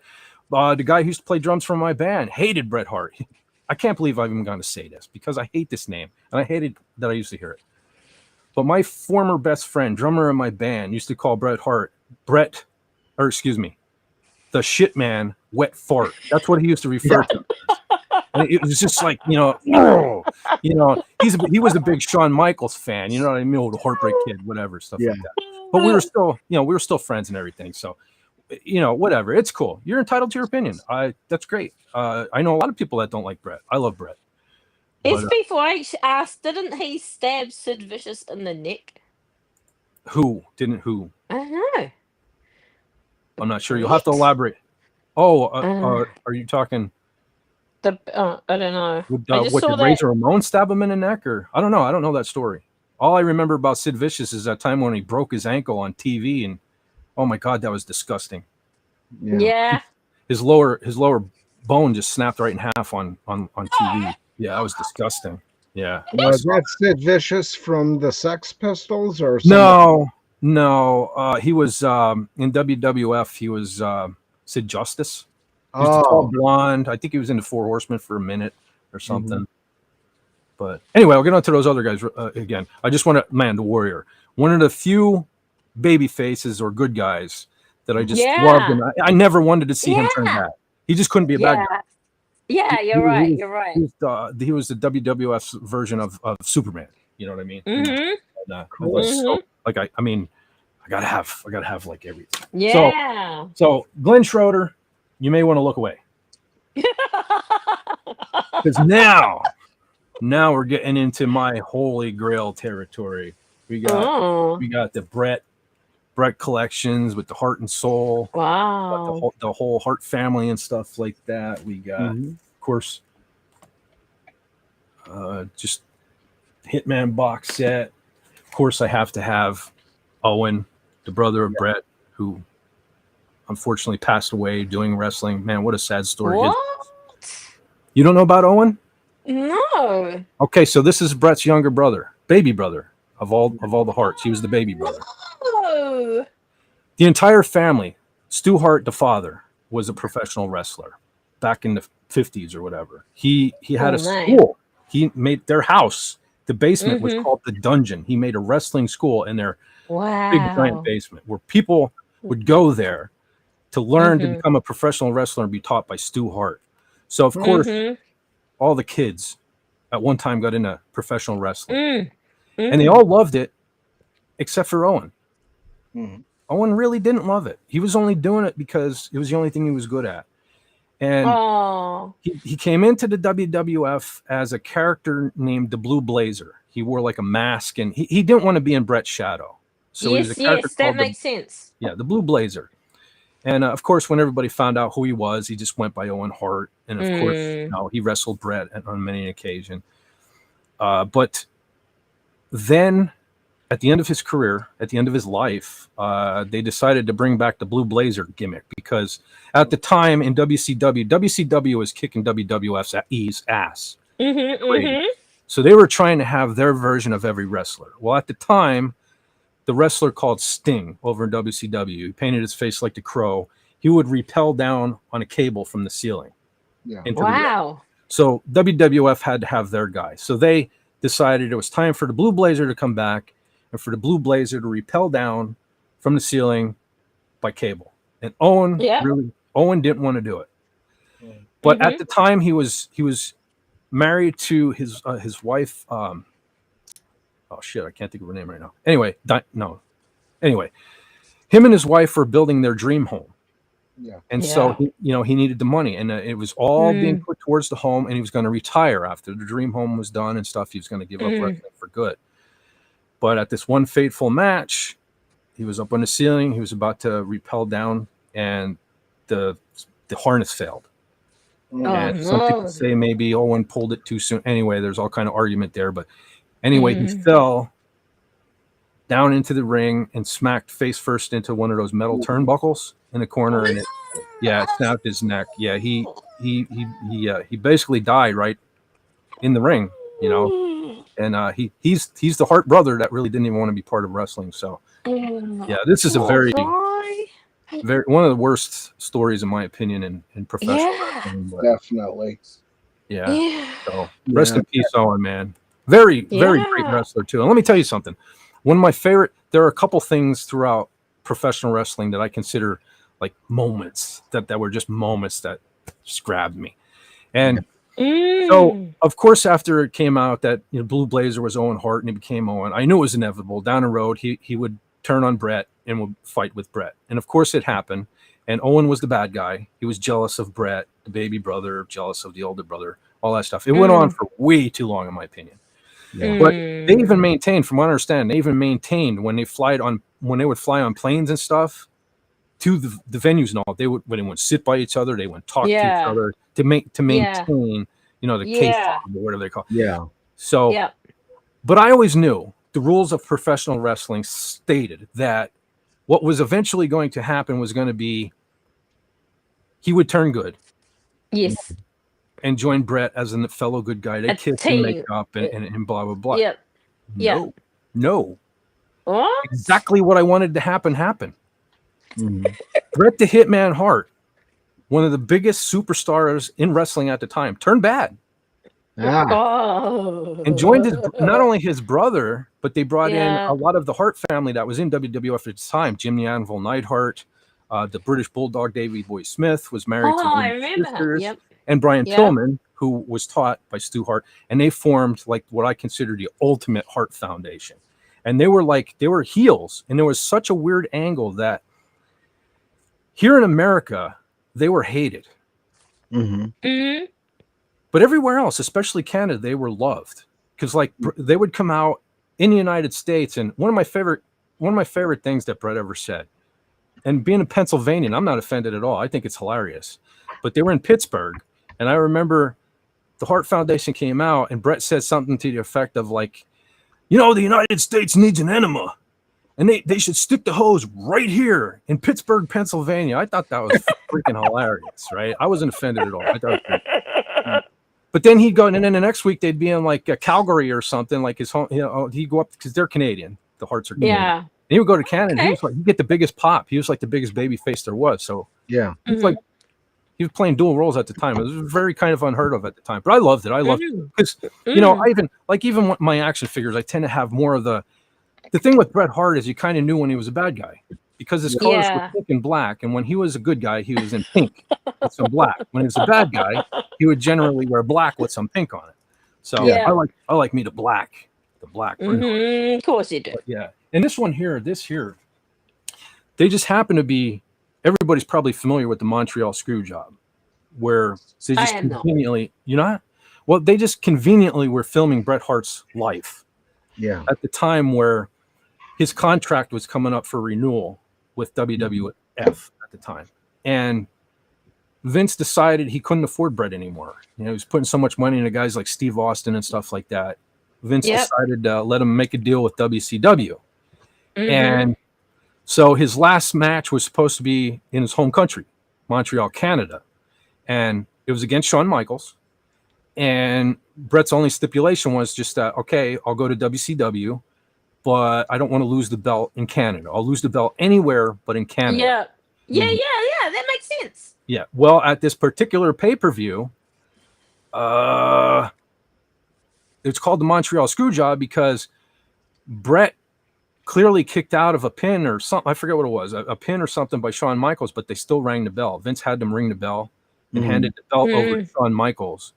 Now, it was probably just heat to get Bret. Speculation is just get him a better deal in WCW or something like that. Yeah. Because it was convenient. They were filming this at the time. But I do enjoy this. And this here particular DVD, because I actually even had this was made for the History Channel, I believe. And this was back in a day where I rarely ordered things off TV, but when it came out, I bought the V8 A&E. Yeah. Yeah. I called the hotline and I bought this from A&E. I paid $500,000 for this, off the TV. But I even ordered this because I liked it. Because I'm such a fan of Bret's. And I mean, I even got somewhere here. I have the soundtrack is actually even pretty good. Because I discovered a band on here. There's a band called Econoline Crush that did a song called Sparkle and Shine. That's pretty decent. So there's one for you guys to check out. Yeah. It's sort of metal-ish, but hang on. I first heard it.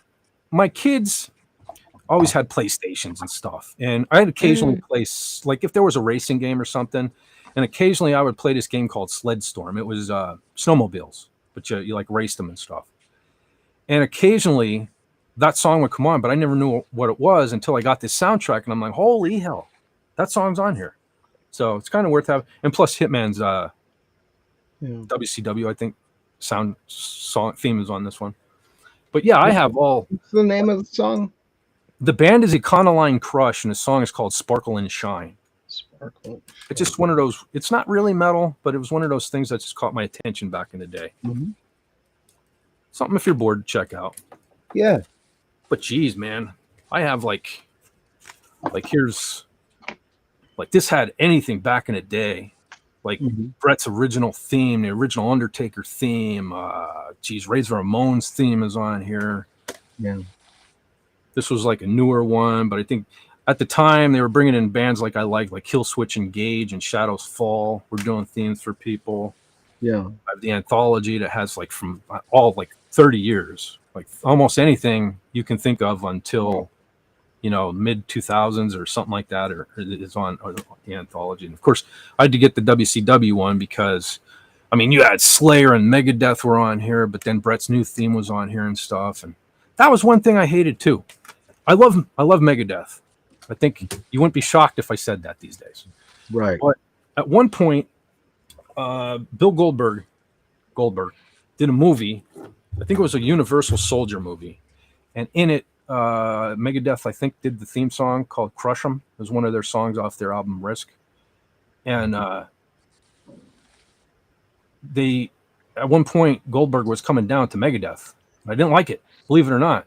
It didn't fit him, and I didn't approve. I didn't like it. It's one of those weird things, man. I got like Bret Hart stuff, like this thing here. I don't remember how long I have this thing. I got like Bret Hart stuff. I have a banner over there on my door that's like been there forever. Yeah. Well, let me tell you what. Bret Hart and WCW began my financial difficulties in my adult life. No, it was really me and the person I was living with at the time. But first credit card I ever had. God damn it. Damn you, WCW. But back in the day, they used to run commercials for this. And I had to have me a Bret Hart. I even renewed it. I had two of them. So I got me a WCW Bret the Hitman Hart card. And that became someone's favorite thing to get her hands on back in the day. And so I learned a valuable lesson thanks to Bret Hart and WCW, by the way. But so yeah, that's how much I used to love wrestling. It got me in debt. But, no, because I was an idiot. But I have so many things. Like I said, I barely even like crap like this. This is wow. Yeah, this Does is. he make noises? Does he talk? I don't think. Oh. He's somewhat old.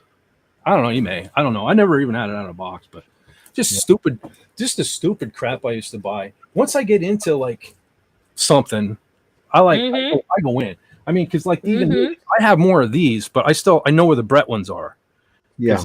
I kept these Yes. where I could keep an eye on. And this one, I mean, if you guys know me, you know my love of the Chevy Camaro. Of course, I'm gonna get man the dust. I should have dusted that one off before I showed it. But man, of course I'm gonna get me a '69 Camaro. Look, do you know what? I just realized Razor Fist, the Rageaholic on YouTube. He looks a lot like those guys. Let me tell you something. Razor Fist is completely aware of that because I don't know if you know this, Carla, but one of Bret Hart's taglines is he's the excellence of execution. The great Gorilla Monsoon gave him that. Razor Fist calls himself the excellence of elocution. Yes, that's right. So he is 100% aware that he looks like Bret Hart. Oh, that's awesome. So, good on him. Wow. So, okay, I think I'm pretty well through most things. So I just have a couple of shirts. I just thought I'd show because like I haven't even. What's that? We can hear you. We can hear you this week. Yeah, I don't know what happened the other week, but I don't know. We're good now.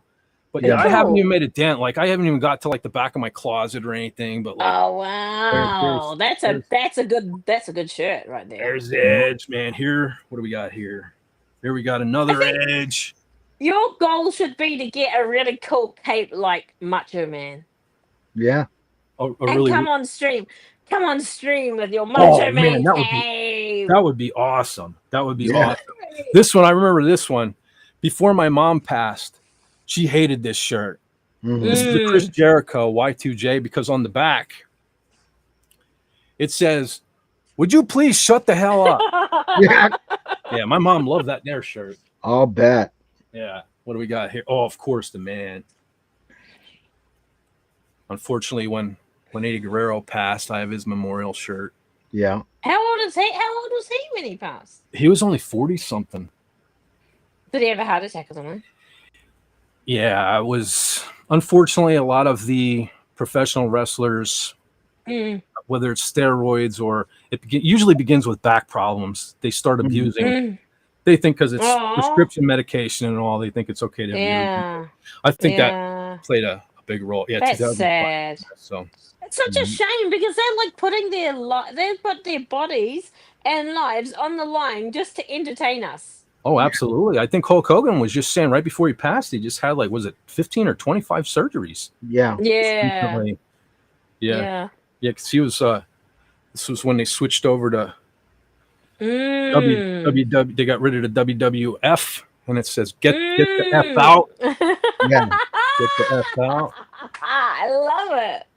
Like I said, man, I have shirts in my closet probably still that I haven't seen. This is, I was talk about how I love Niagara Falls. Mm-hmm. At a WWE store in Niagara Falls. I was Nice. Let's see what's this one. Oh, what do we got here? Oh, Edge and Christian. Back when they were vampires. Yeah. For those of you with the benefit of flash photography. Now this one, sad to say, I do have a shirt with a dirt bag on it. But I did. He looks creepy. That's Nash, but I got it because Scott Hall. Yeah. Yeah. Yeah. I don't know if this. There you go. My boy Scott Hall. Hi, Dara. Hey, Real Wade Darren, wants to know who did the TMZ interview after Hogan died. Man, what's that guy's name? I always forget that dude's name. This is the main dude from TMZ. Don't know. I can't remember his name off the top of my head, but That wasn't Flair next to Hall, was it? no, that was Ric Kevin Flair? Nash. Yeah. That's Kevin Nash. I do have a shirt with Kevin Nash on it. But of course, you got to have. I remember this at one point. Okay, so there was the NWO, the black and white. Then they kind of split off into two groups. There was black and white, and then there was red and black, the Wolf Pack.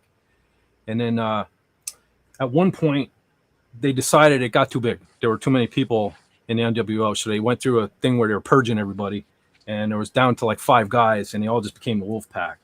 So that's why I have this, the No Mercy NWO. I remember the one time I went to Niagara Falls, and I wore it was a shirt like this. I had a red and black NWO shirt, and there was a bar up there that had the same logo. They used the NWO logo, but it had their things, and we're staying at the hotel that the bar was in, and like every time I'd walk in and out of the lobby, they were giving me dirty looks. Like I think they thought I was trying to sneak into their bar or something like that, but they're the ones that ripped off the logo. You know what I mean? Yeah. What does NWO stand for, Fit? New World Order. Yeah. Oh, it is new. Oh, okay. I thought it was new wrestling organization or something. In a way, it was. That was what happened. Was Hulk Hogan went into WCW, and he was red and yellow Hulk Hogan, good guy and stuff like that. But at the one pay-per-view, he actually turned heel, and he turned on. I think he turned on Macho Man, if I remember correctly.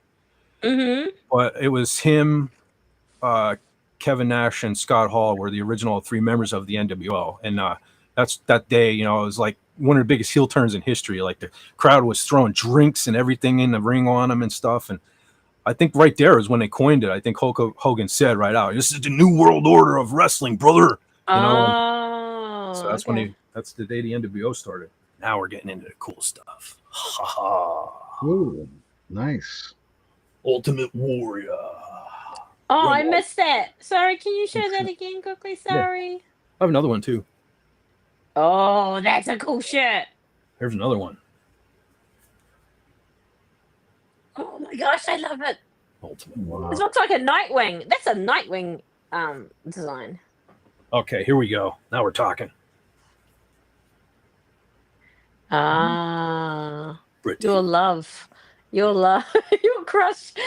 Come on now. No. Yeah, I even have a sweatshirt. Oh wow. Brett even rated a sweatshirt at it. But Mm-hmm. of all my shirts, I've told the story many times where I think it was 1993.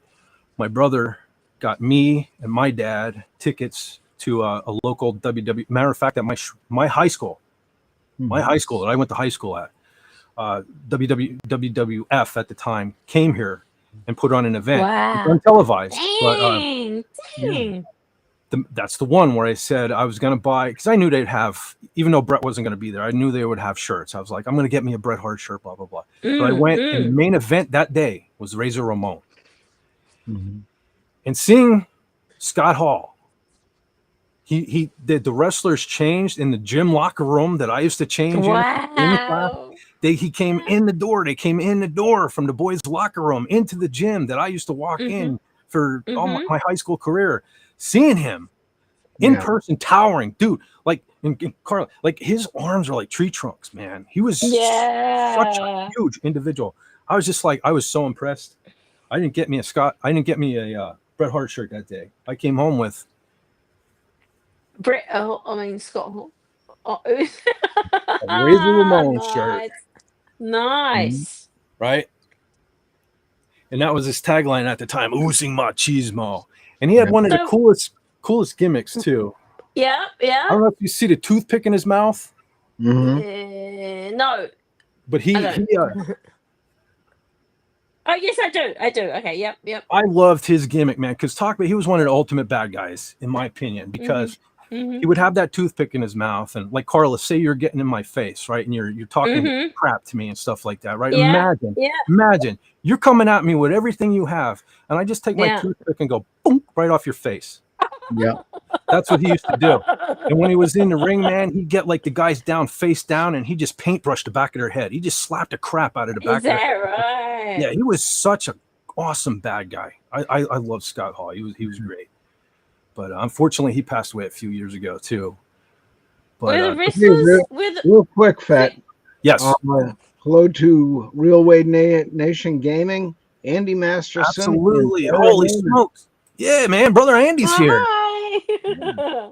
Darren Noonan, I think, is new here. Yeah, I didn't recognize that when I saw that one earlier.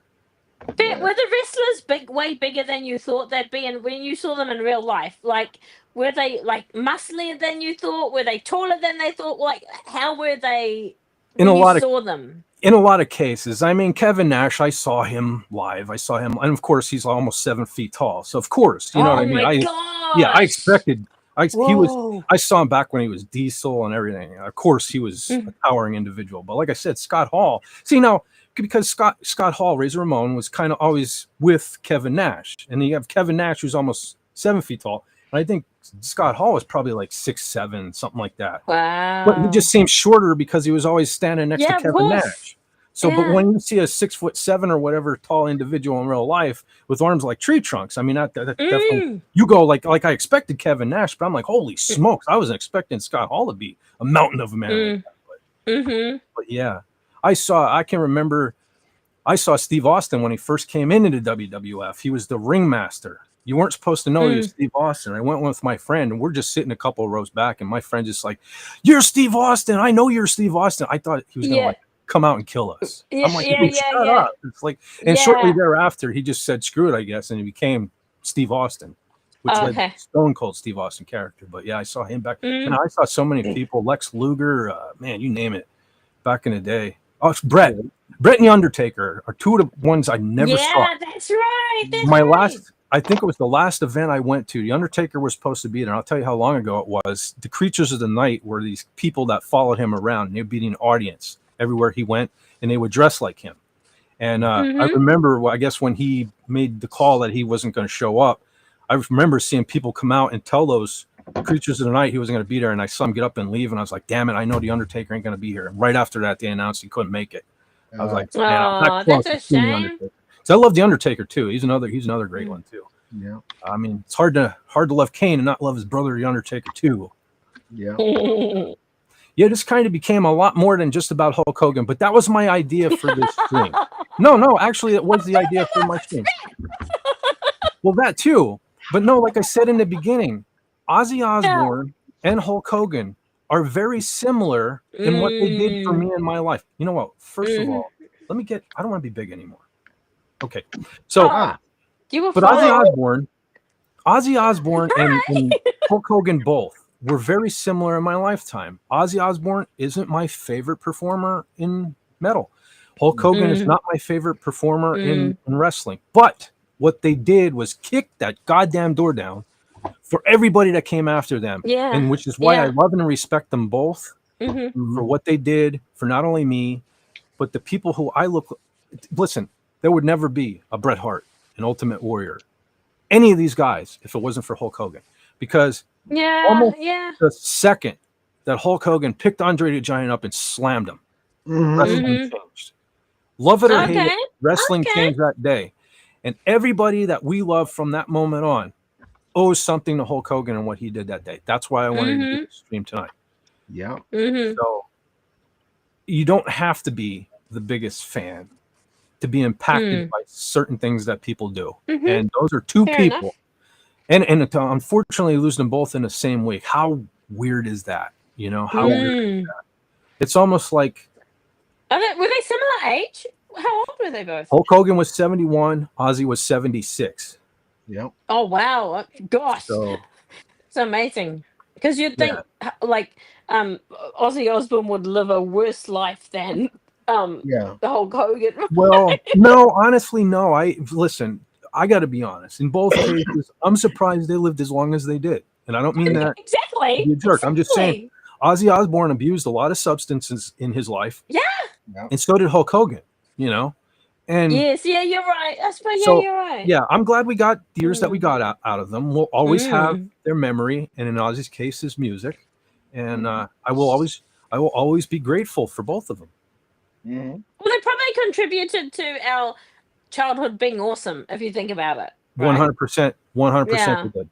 That's why I'm doing so. Because anybody that knows me, like if they found out I did an Ozzy stream and a Hulk Hogan stream, they'd be like, "You didn't even like them that much." I mean, I did, but no, I didn't talk about them all the time. But they were an influence on people that influenced me. Yeah. And like I said with Ozzy, he introduced a lot of incredible guitar players. How many times have I mentioned? You guys are probably sick of hearing the name Jake E. Lee, right? That is 100% thanks to Ozzy. I've never heard of him. I always talk about Jake E. Lee, man. He's like one of my. He's like guitar god times 10 to me. Is that right? Okay. Yeah, I love Jake, man. And if it wasn't for Ozzy, there probably wouldn't have been Jake. And then there wouldn't have been a Badlands, you know, and then there wouldn't have been a Red Dragon Cartel. Yeah. So it sucks that he screwed Jake over. And listen, Ozzy he was a flawed individual, you know. He did what he had to do to maintain a lifelong career almost, and he was successful at it. He was very successful at it. It's a shame people got burned over the years. You can find right now on YouTube a lot of horror stories of what Ozzy did to some of his musicians and things in his career. And I've never been a fan of Sharon's. I think she's a despicable person, but I feel bad for her. I mean, there was love between her and Ozzy, that's for sure. The thing of it is I'm sure both messed around at some point. It was no different than Hollywood being a when you're as big as Ozzy Osbourne, because he transcended just music. He was a TV star. He was in movies, so he was part of that game that all those people are. So, but I do feel bad for Sharon, because you could just tell there was love between the two, especially in the last years. You know, I even just saw. I don't watch The View, but I think it was on The View. Somebody played a clip when Sharon was on there, and all of a sudden the Crazy Train song hits, and Ozzy comes walking out and gives her flowers right live on air. I mean, the prince. He was the Prince of Darkness, but he was a loving husband. At least a bit like Alice Cooper. But he was. I imagine he's a bit like Alice Cooper, where he, he did things like, I don't know, shock is the right word, but it was stage. What do Yeah. you call it? Stage play, stage Well, stuff, right? in Crap. Ozzy's case, some of Ozzy's biggest things, like from what I understand, biting the head off the bat was an accident. Yeah. Like I heard it from him himself. I didn't, not face to face or anything, but I saw a video back in the day of him himself saying where I think, people had begun like a tradition of throwing like rubber chickens and things and stuff like that on stage. Yeah. And one particular concert, somebody threw a bat on stage and he bit the head off of it, not knowing it was real. Yeah. And it just became a thing of legend. And I mean, it, thank God he didn't get rabies or expire back then for doing it, but it became a thing of legend. And he's one of the reasons, many reasons why he's a legend now. And he will definitely be missed. And like I said, not being particularly Ozzy's biggest fan or Hulk Hogan's biggest fan, both deaths hit me really hard, harder than I would have ever expected, because I not only thought of them, but I thought of all the things that revolved around them that impacted my life. And it was a lot. It was a lot to take in. And to think that, it'll never happen again. We'll never see Hulk Hogan come out to his pop, that pop he would get. As soon as you hear that I'm a Real American theme hit, the crowd just went nuts.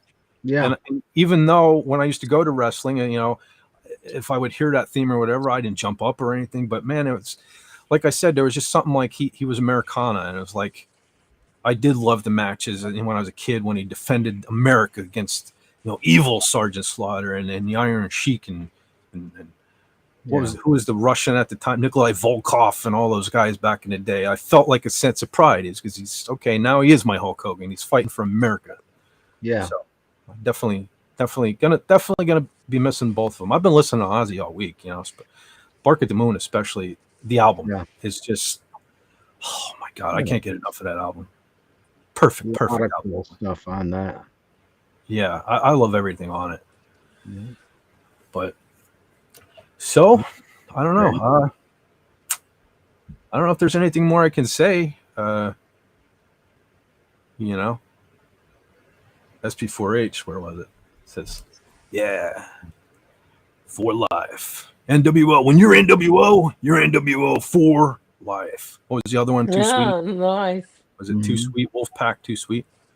Yeah. Hey, I have an NWO garbage can up in my bedroom. Yeah.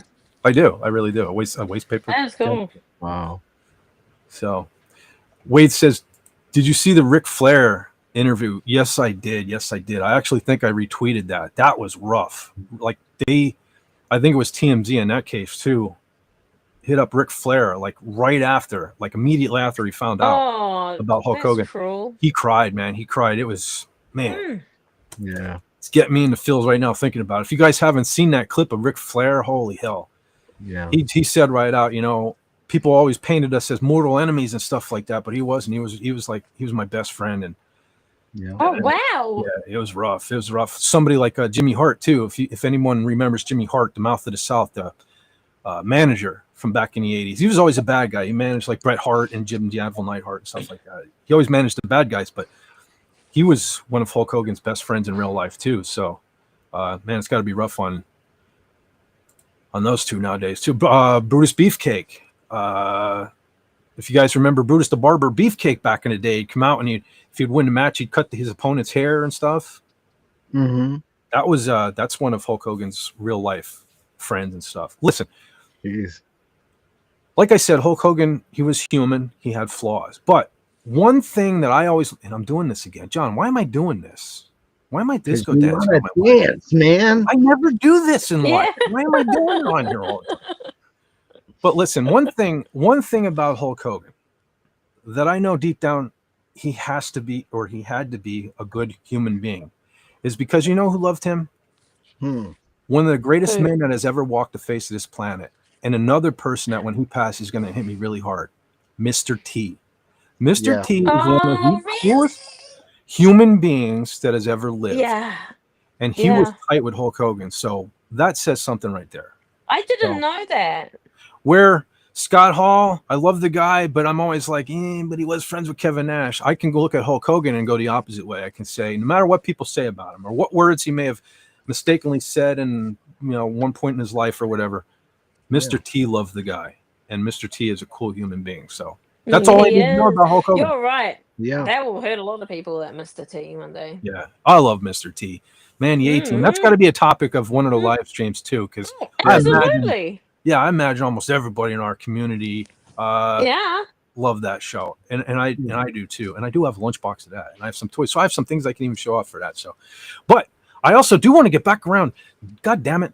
A couple of weeks ago, I wanted to do Star Wars. I wanted to talk Star Wars and all, and then that whole debacle with StreamYard happened. So I eventually want to get back on. Hopefully, that'll be an 11-hour stream. That'll be the 11. Yeah, that would probably be the long one. That would be that. Maybe I should wait till I can. That'll do the be long my one. background. That'll be my background that day. I'll sit that way, and you can see my. Yeah, because man, I'd like to bring a lot of people on for that because I want to talk. Oh yeah. Listen, I want to talk to prequels as well. I know there aren't a lot of old school fans. I love the prequels. I didn't love the first two at first, but man, I loved Revenge of the Sith right off the bat, which made me go back and learn to appreciate the other two. So I love the prequels as well. yeah. So, but yeah. Well, it's your show, I suppose. Yeah, that's right.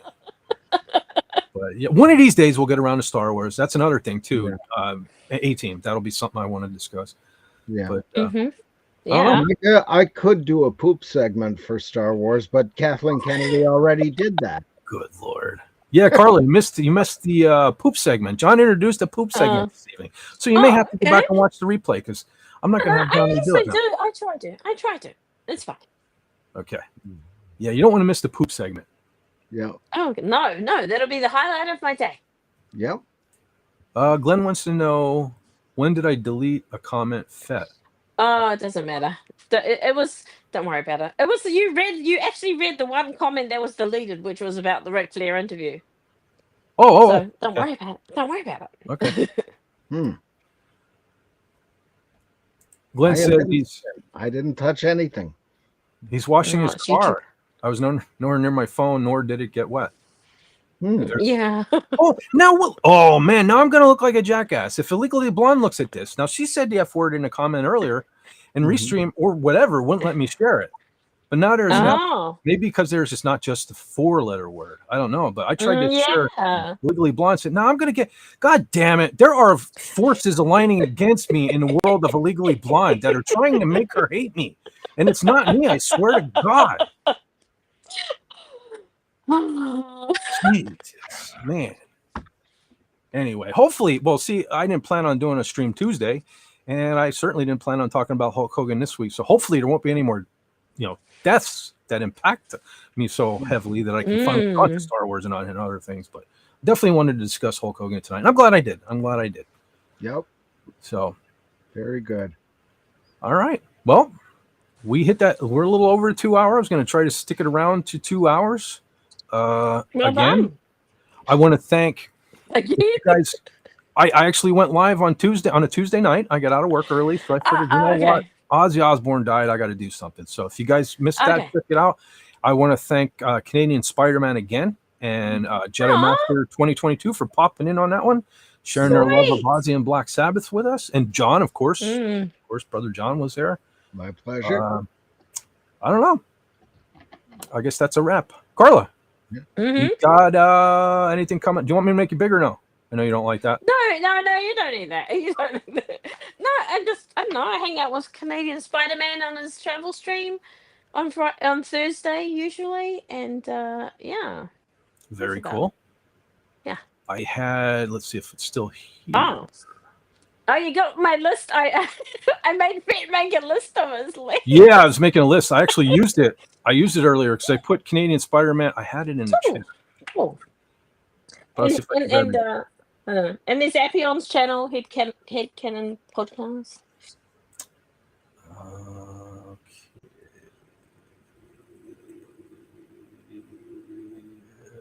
I don't know if I saved that one. Okay.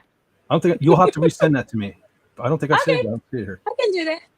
I think it was the first one I sent you, so maybe you were thinking you could do it by yourself. Carla, I'm a guy. I always think I can do it by myself. But I can't, and I know that. Yeah. I don't see it on my list. Woman. I'll have to go back and get it. I don't see it on my list. But however, See, no, I already posted on YouTube. Now I'm going to have to sit here and wait. Okay, now it came up. There's a delay between YouTube and Restream. So there's Canadian Spider-Man. Well, I'm not driving, so I can do the next one. Carry on. Okay, Brother John. Yes, sir. Do you have anything coming up or anything you want to discuss? Let's see. Your channel. Yeah, there's that. Should have a new video on this coming week. And once I figure out how to get it off my phone and onto my computer, and I think I can do that with the USB cable. No, you don't even have to do that. We'll talk after we go. I do that all the time. We'll talk in a minute. Sounds good. So that's not a big deal. There is the Feds Forever YouTube channel. So hopefully some big things coming from that. So if everyone would like to check him out. Yep. And there is the Appion. There's the Appion link. Appion and Rocco channel now. Thank you. Cool.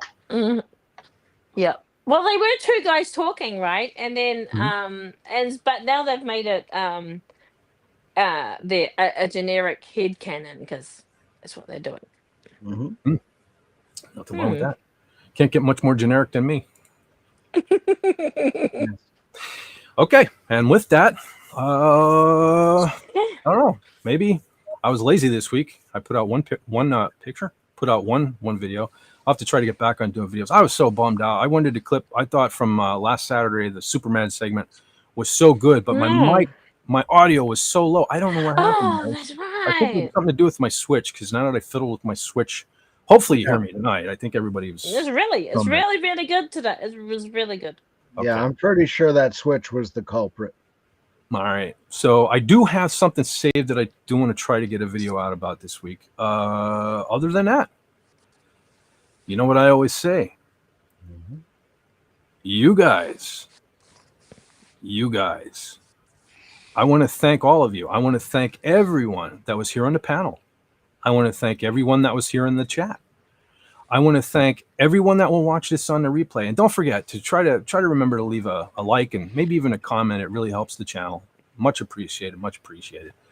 And you know what I always say, and you know what you have to do by now. I'm pretty sure you know what you have to do.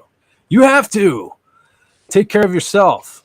That means you, and you too. I'm probably pointing in the wrong direction. You have to take care of yourself. You have to take care of each other. And why take it easy when you can take it sleazy? All right!